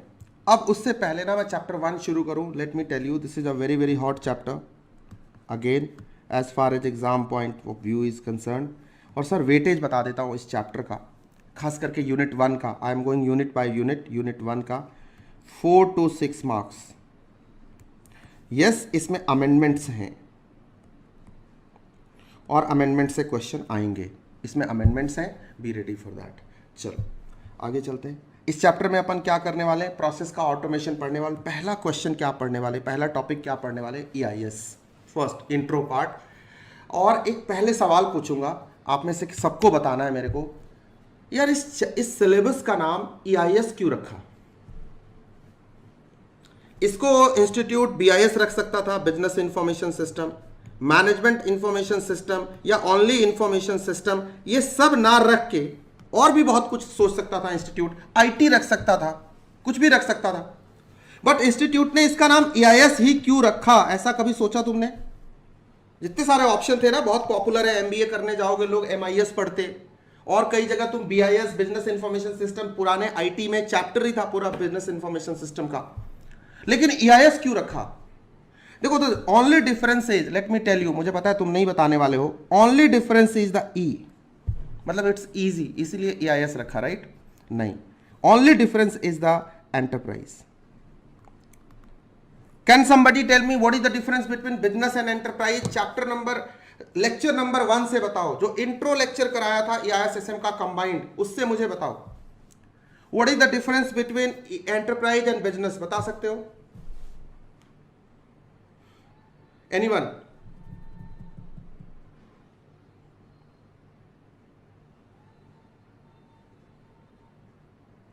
नहीं, इतना सन्नाटा ठीक नहीं है यार, प्लीज टेल मी। ब्रांचेस से, सेंटर से, कहीं से बताओ, ऐप से बताओ, कोई भी बताओ, what is the difference between business and enterprise? देखो सिंपल सी बात है, बिजनेस बोले तो बिजनेस इटसेल्फ एक एक्टिविटी है या एक ऑर्गेनाइजेशन है जो कस्टमर के लिए वैल्यू क्रिएट करता है। एक चीज ध्यान रखना, जब भी मैं बिजनेस की बात करता हूं, बिजनेस एक ट्रेडिशनल कॉन्सेप्ट है, एक ट्रेडिशनल कॉन्सेप्ट है। बिजनेस बोले तो एक स्ट्रेटेजिक बिजनेस यूनिट की बात कर रहा हूं, लेकिन आज जमाना कैसा है, कॉरपोरेशंस का है। कैसा है? कॉरपोरेशंस का है। बोले तो एक ऐसा मल्टी बिजनेस ऑर्गेनाइजेशन से हम बात करते हैं रिलायंस इंडस्ट्रीज लिमिटेड की, ठीक है? तो तुम सिर्फ एक बिजनेस के लिए ईआईएस सिस्टम्स पढ़ना चाहते हो या ऐसा सिस्टम पढ़ना चाहते हो जो पूरे कॉर्पोरेट के लिए हो? बोलो यस और नो। तुम किसके लिए पढ़ना चाहते हो? हम ग्लोबल एरा में हैं, हम ग्लोबल एरा में हैं, बताओ तुम किसके लिए पढ़ना चाहते हो? सीधी सी बात, नहीं जवाब नहीं आ रहे, मैं नहीं बढ़ूंगा आगे। बताओ किसका होराइजन बड़ा है, कौन से लिमिटेशंस के अंदर है और कौन सा ब्रॉड कॉन्सेप्ट है। इंस्टीट्यूट ने टारगेट किया आपको एंटरप्राइज इंफॉर्मेशन सिस्टम पढ़ाने के लिए, उसके पीछे लॉजिक बिल्कुल सिंपल था इंस्टीट्यूट का। आज की दुनिया में हर बिजनेस ग्लोबलाइज होना चाहता है, हर business multi function, multi lingual, multi country, multi currency work करना चाहता है, यस और नो? हर business multi function, multi business बोले तो हर बिजनेस चाह रहा है कि मेरे पास थोड़े से पैसे आए तो मैं थोड़ी और इंडस्ट्री में जाके पैसे लगाऊं, नहीं। Enterprise is a broader concept और process based modern organisation are called enterprises which are run by entrepreneurs. First lecture में बताया था एंटरप्राइज का मतलब क्या होता है। स्ट्रेटेजिक मैनेजमेंट में हम किसकी बातें करते हैं? तो सर हम बात करते हैं जैक मा की, हम बात करते हैं रिलायंस इंडस्ट्रीज लिमिटेड के मुकेश अंबानी की, एटसेट्रा एटसेट्रा। तो ये और या टाटा ग्रुप की, ये एंटरप्राइज इंफॉर्मेशन सिस्टम आपको उस तरफ ले जाता है जहां आप बड़े सिस्टम्स क्रिएट करके उनको पढ़ने की कोशिश करोगे, सो दैट कि छोटे सिस्टम इसके पार्ट होंगे। इसलिए इसको पढ़ने की जरूरत नहीं है, आप सीधा ईआईएस पढ़ो, उसके अंदर सब कवर होगा। से अगर हम टाटा की बात करते हैं, टाटा कैसे वर्क करता है आज की डेट में? टाटा मल्टी कंट्री है, ग्लोबल ऑर्गेनाइजेशन है, अलग अलग कंट्री में है तो करेंसी भी अलग अलग होगी, अलग अलग कंट्री में है तो लैंग्वेज भी अलग अलग होगी, अलग अलग कंट्री में वो ग्लोबल इन्वायरमेंट में काम कर रहा है तो उसको different cultural attributes, institutional attributes, अलग अलग law, legal aspects, law of the land के हिसाब से बिजनेस को चलाना होगा। लेकिन टाटा, रतन टाटा बैठ के मैच देख रहा है फुटबॉल का और वहां उसको कोई बिजनेस डिसीजन लेना है क्लिक ऑफ बटन से, उसे आज पूरे दिन का टर्नओवर चाहिए अपने मोबाइल के ऊपर या अपने आईफोन के ऊपर, कैसे मिलेगा? ऐसा कोई सिस्टम होना चाहिए ना, integrated system, integrated platform, dashboard जैसा, जिसपे एक बार क्लिक करे उसे पता चल जाए पूरी दुनिया में हमारी कितनी, हाँ अंबानी इन आईपीएल, ये एग्जांपल दिया होगा क्लास में, ठीक है। तो उसे पता चलना चाहिए ना कि मैं एक क्लिक ऑफ बटन से अभी इंफॉर्मेशन कैसे लूं। सर उसके लिए हमें जरूरत पड़ती है ईआईएस की, इसलिए मैं बार बार बोलूंगा EIS is an integrated platform, ठीक है। आगे आओ, अब आते हैं सर इसकी इंट्रो में, अब बाकी बातें यहीं से करेंगे और कुछ बातें आपको इंट्रो सेशन में करी हैं। EIS is defined as any kind of information system which improves the functions of an enterprise business process by integration। मैं बार बार बोलूंगा इंटीग्रेशन से। मैं रिलायंस इंडस्ट्रीज लिमिटेड हूँ, मेरे 72 स्ट्रेटेजिक बिजनेस यूनिट्स हैं। तो भाई अंबानी साहब को तो इन सबकी चिंता है, कल को पोर्टफोलियो एनालिसिस करना होगा तो इन सबका करना होगा, कल को स्ट्रेटेजिक एनालिसिस करना होगा सबका करना होगा, कैश इनफ्लो एनालिसिस देखना होगा सबका देखना होगा। तो उसके लिए उनको क्या चाहिए? एक इंटीग्रेटेड प्लेटफॉर्म चाहिए जो 72 बिजनेसेस के डेटाबेस को एक जगह, एक लेक में ला के रख देता हो, एक जगह पूल करके देता हो। सर ऐसा सिस्टम EIS कहलाता है। This means classically offering high quality service, dealing with large volume of data and supporting some huge and possible complex functions of an organization or enterprises, right? सारे function, सारे process सब एक platform पे integrate हो जाए। All parts of EIS should be usable at all levels of an enterprise as relevant, ठीक है। Next, what is the purpose of EIS? Major purpose क्या है EIS का? उससे पहले ना EIS बना के दिखाता हूं तुम्हें, ध्यान से सुनो। एक छोटा सा डायग्राम बनाऊंगा, उसको देखो, मुझे लग रहा है कुछ गड़बड़ चल रहा है।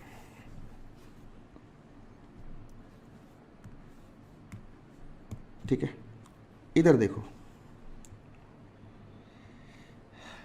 से कंपनी है रिलायंस इंडस्ट्रीज लिमिटेड, बड़ा कॉरपोरेट है।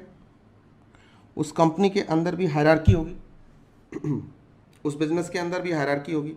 ध्यान से सुनो, यहां देखो और ये नोटिंग करो मेरे साथ और बात करो। 72 बिजनेसेस हैं, अच्छी बात है।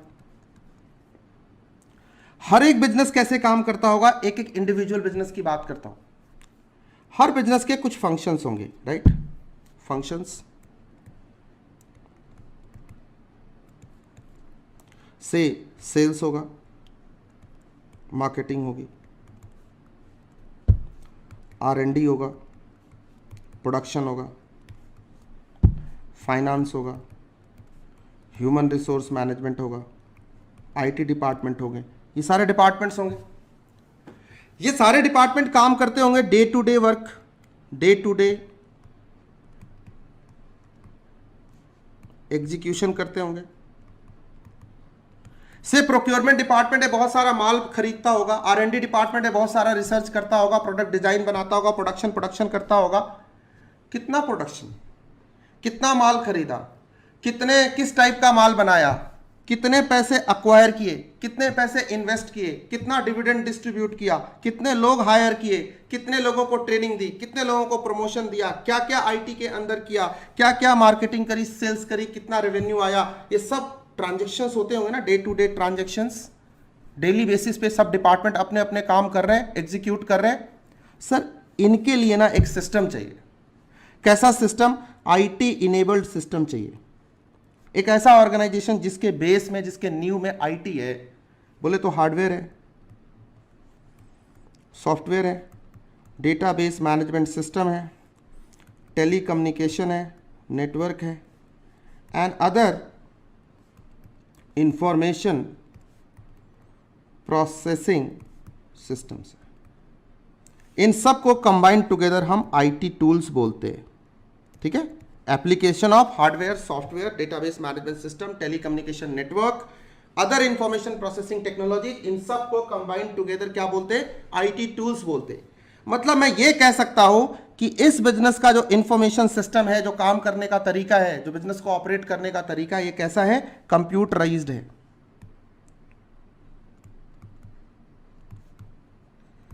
और एक इंफॉर्मेशन सिस्टम जो कंप्यूटराइज्ड इन्वायरमेंट के अंदर काम करता है, उसे हम क्या बोलते हैं? CIS और CBIS बोलते हैं। बोले तो computerised information system, information system या कंप्यूटर बेस्ड इंफॉर्मेशन सिस्टम, ऐसा बोलते हैं। तो रिलायंस का इंफॉर्मेशन सिस्टम कैसा है? आपके सामने एग्जांपल साफ है। रिलायंस का इंफॉर्मेशन सिस्टम कैसा है? कंप्यूटराइज्ड इंफॉर्मेशन सिस्टम है, जो हार्डवेयर सॉफ्टवेयर इनकी मदद से ऑपरेट करता है, इनके बेस में है। मतलब ये मैनुअल ऑर्गेनाइजेशन नहीं है, नॉट अ मैनुअल ऑर्गेनाइजेशन।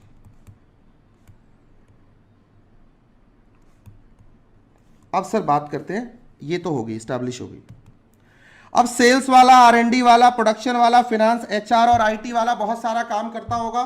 तो इन सब काम को करने के बाद वो क्या करता होगा? इन सब की रिकॉर्डिंग करता होगा, इन सारे डेटा को कलेक्ट करता होगा, स्टोर करता होगा, प्रोसेस करता होगा, आगे इसको रिकॉर्ड करता होगा। बोलो यस और नो।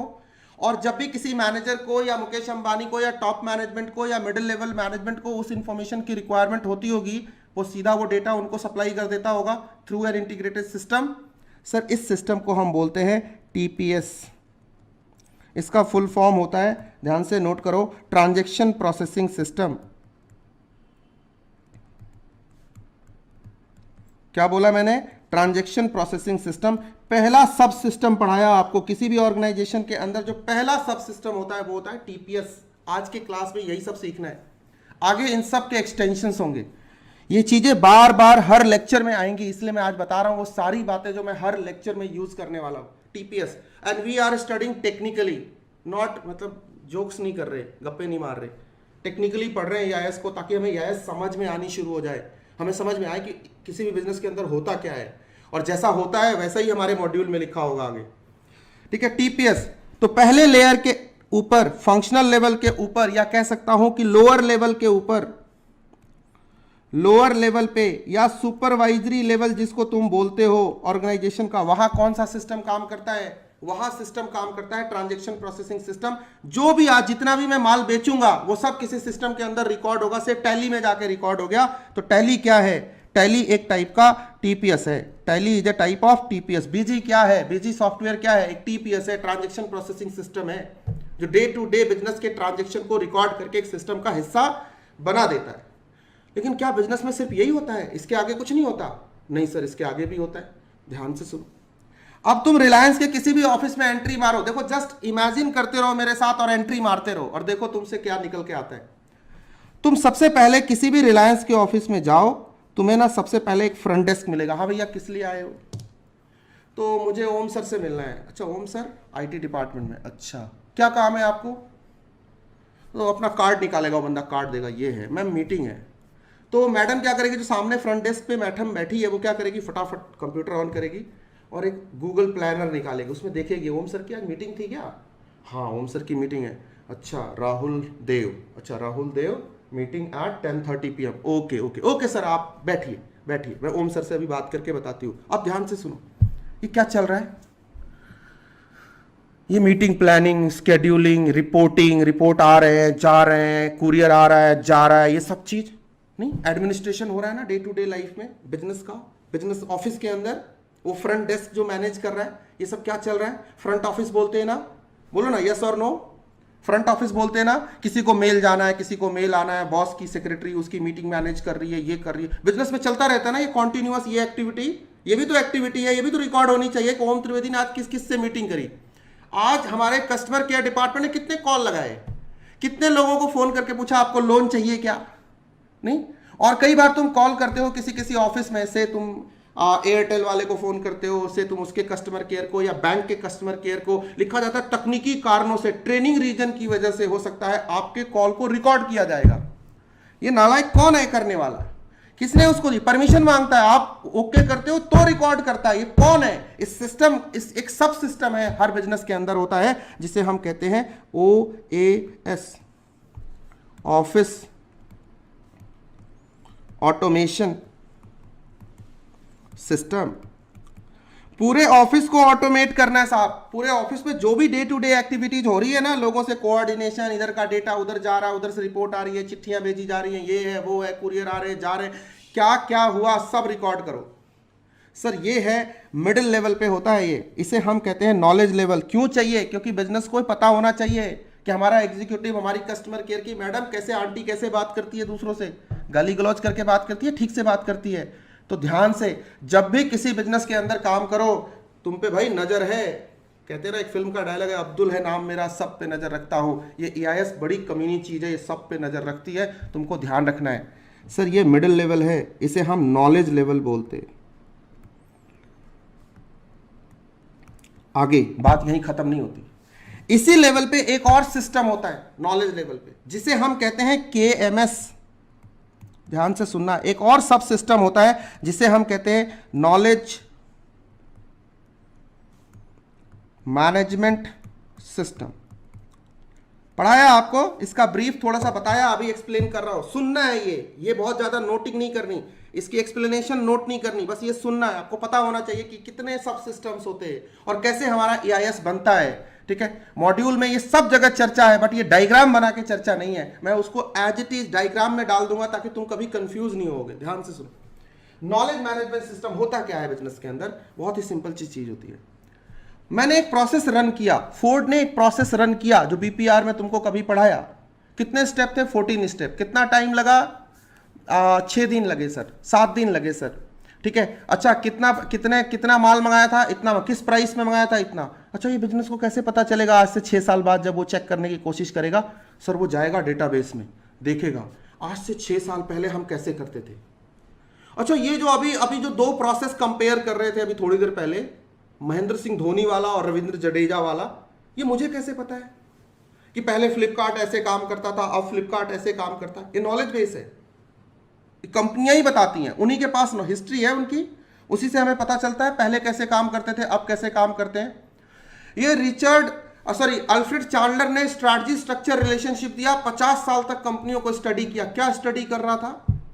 कंपनियों की नॉलेज को स्टडी कर, किस कंपनी ने किस साल में कौन सा काम कैसे किया।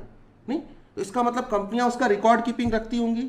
हम किसी प्रोसेस को कैसे, अच्छा हमने कोई रिसर्च किया, R&D किया, हमने कोई सॉफ्टवेयर बनाया, तो क्या उसका डॉक्यूमेंटेशन करते हैं? यस और नो। हमने कोई घर खरीदा, प्रॉपर्टी खरीदी, क्या उसका पेपर वर्क करके रखते हैं फाइल में सजा के, लाल वाले रेड कलर के फाइल में धागे से बांध के अपने तिजोरी के अंदर? हमने घर बनाया, उसका एक मैप बनवाया आर्किटेक्ट से, क्या उस आर्किटेक्ट के मैप को रखते हैं? वो क्या है, क्यों रखते हैं हम? कल को घर में कोई डिफेक्ट आएगा, कोई प्रॉब्लम आएगी, कोई सीवेज की प्रॉब्लम आएगी, तो उसी मैप को निकालेंगे, हमें पता चलेगा कि कहाँ हथौड़ी मार के ठीक करना है। इंजीनियर आएगा, वो चेक करके बताएगा जी देखो इस वाले कॉर्नर में प्रॉब्लम है, मैप को देख के। नॉलेज है। इसके लिए सर बिजनेस के अंदर भी, बिजनेस के पास भी बहुत सारा नॉलेज बेस होता है, और कहते हैं 21st सेंचुरी में जिस बिजनेस के पास जितनी ज्यादा नॉलेज होगी, से हमारे पास पेटेंट है, ये क्या है, कॉपीराइट है, ये क्या है, नॉलेज बेस का प्रमाण है। हमने सर अभी वैक्सीन बनाई थी, उस वैक्सीन का जो भी फॉर्मूला था वो फॉर्मूला है, वो क्या है, नॉलेज है। नॉलेज है तो क्या करें, दे दे दुनिया को? नहीं। कोक का फॉर्मूला है, बांट दे दुनिया को, सब बना ले 50-50 पैसे में कोक? नहीं सर, ऐसा कैसे कर सकते हैं, ब्लंडर हो जाएगा। सर ये नॉलेज बेस है, जिस कंपनी के पास जितनी ज्यादा नॉलेज होगी वो कंपनी उतना ज्यादा कॉम्पिटिटिव एडवांटेज गेन करेगी। समझ में आई क्या बात? तो अगर सीए चाहिए तो नॉलेज बेस अच्छा चाहिए। अच्छा, नॉलेज भी दो टाइप की होती है, नॉलेज भी दो टाइप की होती है, ध्यान से सुनना। एक को अपन एक्सप्लिसिट नॉलेज बोलते हैं और दूसरे को इम्प्लिसिट नॉलेज बोलते हैं। एक्सप्लिसिट नॉलेज सिंपली एक लाइन में बता देता हूं, जिसको रिकॉर्ड किया जा सकता है, जो रिकॉर्ड में रह सकता है, जिसको रिकॉर्ड कर सकते हैं। से पेटेंट है, ट्रेडमार्क है, कॉपीराइट है, ये कोई किताब लिख दी, बुक लिख दी, उसको हमने क्या कर दिया, रिकॉर्ड में ले लिया। ठीक है, ये मैं वीडियो बना रहा हूं, तुम इसको वीडियो को सेव करके रख सकते हो, मैं इसका आर्काइव बना दूंगा, मैं इसका नॉलेज बेस बना सकता हूं ना, क्रिएट कर सकता हूं ना। बोलो यस और नो, पता चलेगा ना सर ने ऑडियो वीडियो क्या बोला क्या नहीं बोला। नॉलेज बेस है, ये भी नॉलेज बेस है। अभी जब मैं इसको डिलीवर कर दूंगा, रिकॉर्ड हो जाएगा, रख सकते हैं इसको, इसका इंसाइक्लोपीडिया बना सकते हैं, इसका रिपोजिटरी बना सकते हैं, इसको स्टोर कर सकते हैं, इसको नॉलेज बेस बना सकते हैं। बट कुछ नॉलेज ऐसी होती है कैन नॉट बी रिकॉर्डेड,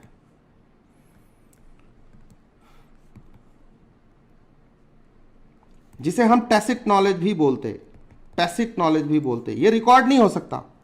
जैसे कोई इंप्लॉई है, उसके पास कोई स्किल है, अब वो स्किल वो लिख नहीं सकता, वो करना जानता है, तो वैसे नॉलेज को कैसे स्टोर करेंगे भाई? उस इंप्लॉई को कंपनी छोड़ के मत जाने दो। याद करो, एक एग्जांपल बताया था तुम्हें किसी क्लास में, जब मैं टैंजिबल इनटैंजिबल रिसोर्सेज बता रहा था, कहीं ना कहीं ये टैंजिबल नेचर का है और ये वाली नॉलेज इनटैंजिबल है। बोलो यस और नो। अब मुकेश अंबानी डिसीजन कैसे लेता है, रतन टाटा डिसीजन कैसे लेता है, वो इतना तेज डिसीजन कैसे लेता है, अब ये कैसे बताएगा किसी को? अब मेरा फिलॉसफी, मेरे सिक्स सेंस, मेरा अपना एक्सपीरियंस, ये मैं किसी को कैसे दूंगा? वो बाप और बेटे की जोड़ी याद करो, जो कि बाप और बेटे की जोड़ी जो बना रही थी, कार्विंग कर रही थी स्टोन के ऊपर, वो मूर्तियां बना रहे थे दोनों बाप बेटे, और बेटा नाराज हो जाता है और कहता है डैडी, हाँ ठीक है, एक्सपीरियंस एंड लर्निंग कर्व ये समय के साथ आएगा, ये कैसे कोई नॉलेज बेस बना के रखेगा?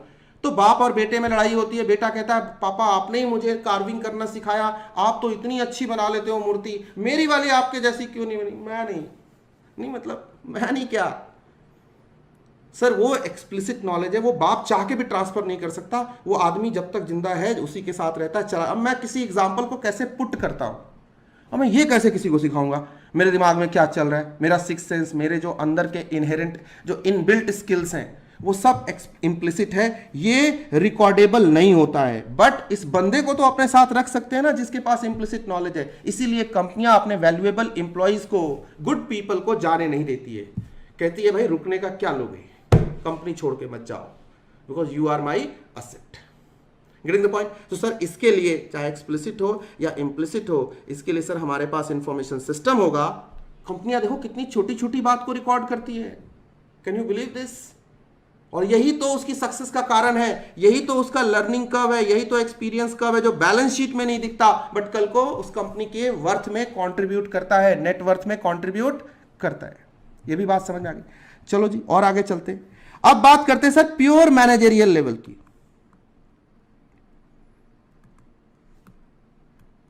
सर जहां मैनेजर साहब लोग होते, अब मैनेजर साहब लोगों के ऊपर दो जिम्मेदारी होती है, उनको ना इस फॉर्मूले को सही साबित करना होता है, accounting is history, finance is mystery. होता है क्या?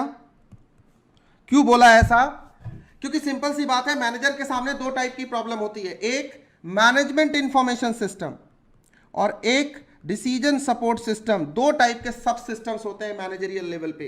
मैनेजमेंट इंफॉर्मेशन सिस्टम बात करता है, एमआईएस बात करता है, ध्यान से सुनना, हिस्टोरिक डेटा। सेल्स हो गई, पिछले साल सेल्स कितनी हुई, उससे पिछले साल सेल्स कितनी हुई, अच्छा बताओ ग्रोथ कितनी हुई, 10%। अब जवाब देना है 10% क्यों हुई, अच्छा 12% करना हो तो क्या करेंगे, मतलब ये सब क्या है, नहीं पिछले साल रेवेन्यू इतनी आई थी, पिछले साल कितने एम्प्लॉय हायर किए थे 100, उससे पहले कितने किए थे 50, अच्छा इस बार टर्नओवर कितना हुआ, एम्प्लॉय टर्नओवर 30, क्यों गए सर, वो सैलरी ना मिलने की वजह से गए, तो क्या करें कि वो लोग छोड़ के ना जाएं सर, उनको नॉन इकोनॉमिक बेनिफिट बढ़ा देते। ये सब क्या है, स्ट्रक्चर्ड प्रॉब्लम्स है, ये हिस्टोरिक डेटा के बेसिस पे जो डिसीजन, जो सिस्टम हमें हिस्टोरिक डेटा का रिकॉर्ड कीपिंग सिखाता है, हिस्टोरिक डेटा, अकाउंटिंग हिस्ट्री है, लेकिन फाइनेंस बहुत सारा फ्यूचरिस्टिक डेटा, फोरकास्टिंग करनी है, टाइम वैल्यू ऑफ मनी बतानी है, कैपिटल बजटिंग के डिसीजन लेने हैं, फ्यूचर की बात करनी है, डिमांड की फोरकास्टिंग करनी है, ये सर इसके लिए हमें चाहिए decision support system, decision support system. Manager को दोनों टाइप के काम करने होते हैं, एक हिस्टोरिक डेटा के बेसिस पे भी डिसीजन मेकिंग करनी होती है, से ऑडिटिंग करना। ऑडिटिंग क्या है, ऑडिटिंग क्या है, एमआईएस है, एमआईएस पे काम करना है। आपके पास फिनेंशियल इंफॉर्मेशन आ जाती है, financial information, financial statements, disclosures, ये वो सारे रिपोर्ट आ गई, आपने उसकी बेसिस पे ऑडिट कर दिया, isn't it, that is what MIS पे काम करना। इसलिए सीए लोगों को ज्यादा किसके बारे में पढ़ाया जाता है, एमआईएस के बारे में, बट इंस्टीट्यूट ने तो आपको एमआईएस के बारे में नहीं पढ़ाया। उसने कहा एमआईएस तो तुम पढ़ोगे ही पढ़ोगे बेटा, तुमको तो ईआईएस पढ़ाना है, तुम्हें कंपनी का सीईओ बनाना है, गेटिंग द पॉइंट। उस लेवल पे तुम्हें सोचना है, तुम्हें एक बिजनेस के बारे में इन टोटालिटी सोचना है, ना कि सिर्फ इस एमआईएस या बीआईएस के बारे में सोचना है। This is why you are studying this paper. अब ध्यान से सुनो, अकाउंटिंग इज हिस्ट्री, इससे कहने का मेरा यह मतलब था जो स्ट्रक्चर्ड प्रॉब्लम्स होते हैं, प्रॉब्लम्स जैसे इन्वेंट्री कंट्रोल का प्रॉब्लम, इन्वेंट्री कितनी होनी चाहिए, मिनिमम लेवल कितना होना चाहिए, मैक्सिमम लेवल कितना होना चाहिए, इतना क्यों है, उतना क्यों नहीं है, ठीक है, अभी क्या हुआ, कहां गलती हुई, से अकाउंटिंग के डिसीजंस, से किसी कंपनी की वैल्यूएशन करनी है बुक वैल्यू पे, तो ये क्या है, स्ट्रक्चर्ड प्रॉब्लम है, ठीक है ना, अपने पास है ना बैलेंस शीट, सारे चीजें है ना, कैलकुलेट कर लेंगे नेटवर्थ मेथड से। बट किसी कंपनी की नेटवर्थ हमें बतानी है मार्केट प्राइस पे, ये तो बड़ा ही डायनामिक है, इसे हम बोलते हैं अनस्ट्रक्चर्ड प्रॉब्लम, इसे हम बोलते हैं unstructured problem.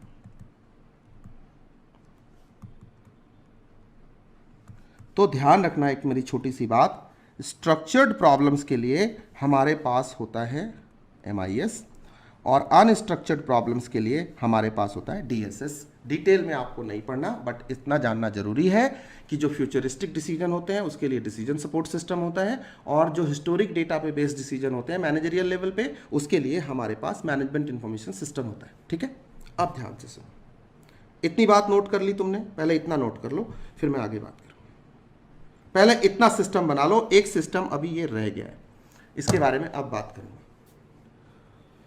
Please tell me, और यहां तक कोई डाउट हो तो वो पूछो। देखो एक बिजनेस के स्ट्रक्चर के अंदर तुम्हें सिस्टम्स बता रहा हूं, तुम अब डिपेंड करता है, अब जैसे जैसे कंपनी के अंदर तुम ग्रो करोगे, तुम अपने को डिसाइड कर लेना तुम किस सिस्टम के लिए काम करते हो, for which system are you working personally in your personal capacity.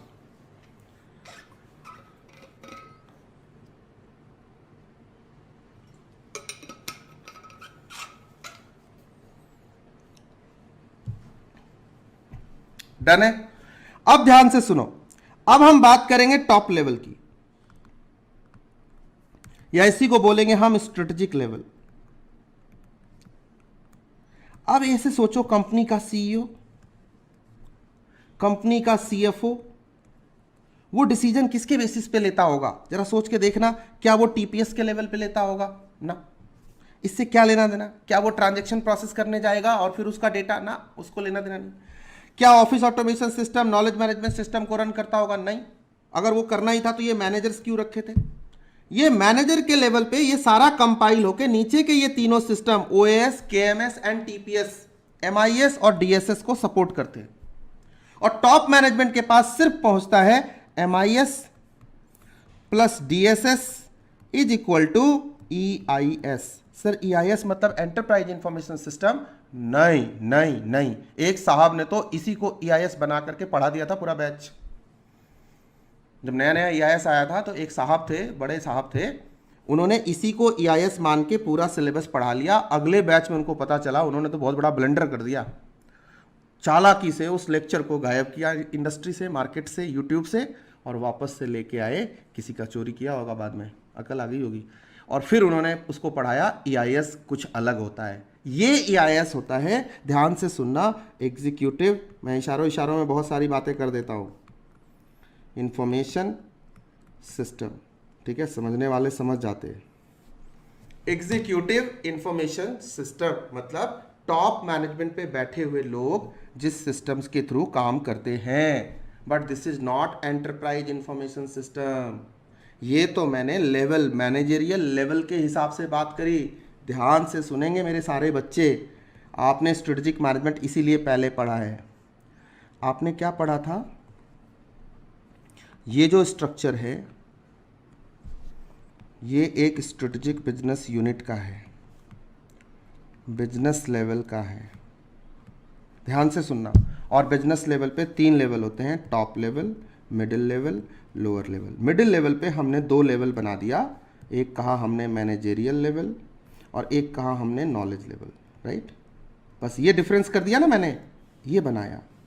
ये क्या था? Level of organisation. ये क्या था?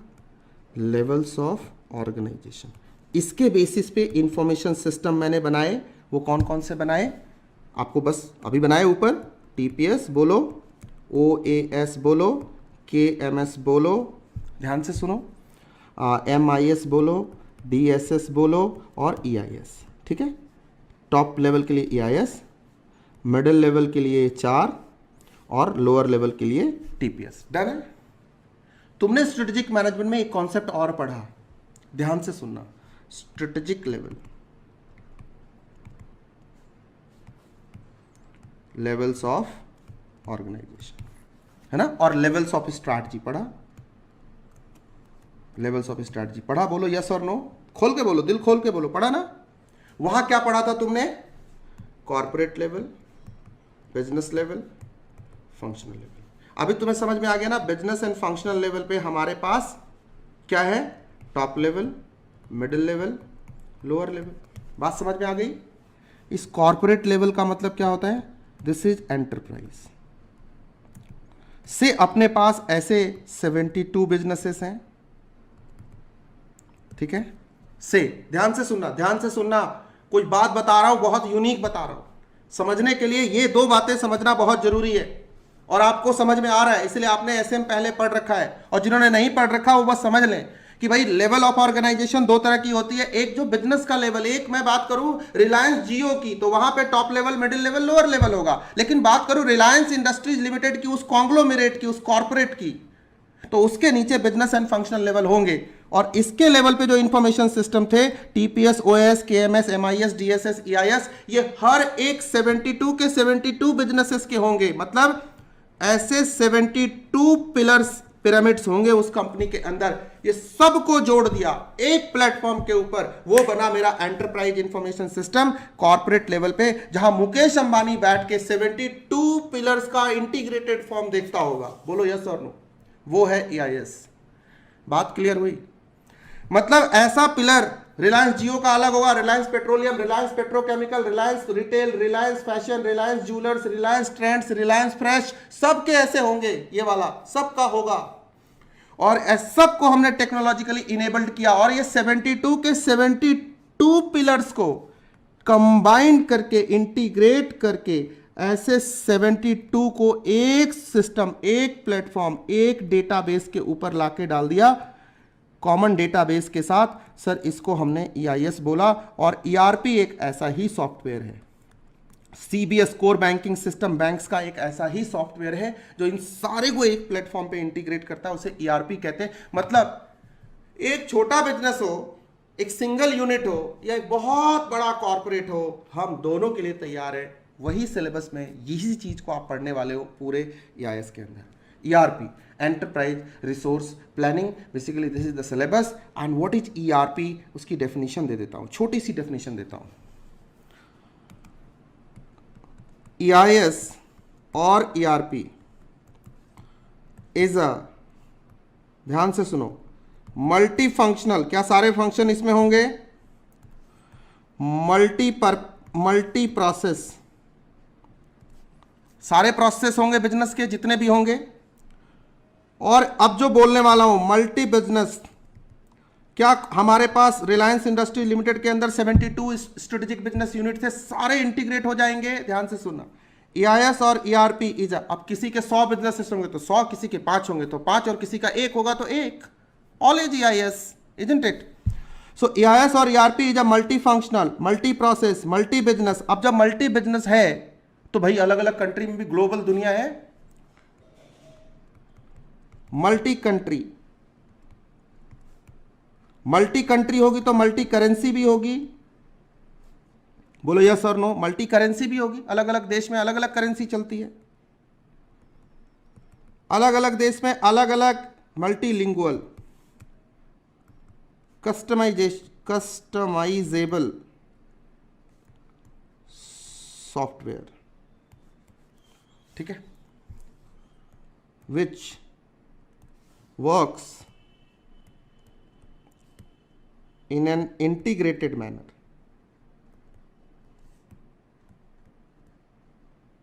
with, एक वर्ड जोड़ रहा हूं, एक्सप्लेनेशन आपको बाद में मिलेगी, सेंट्रलाइज्ड डेटाबेस, डीबी बोले तो डेटाबेस। सर इसको नोट कर लो, ये EIS की एक्चुअल डेफिनेशन है, आगे भी दूंगा, ठीक है, यही पढ़ने वाले यही पढ़ रहे हैं, फिर मॉड्यूल पे मैं आता हूं। Noto and let me know.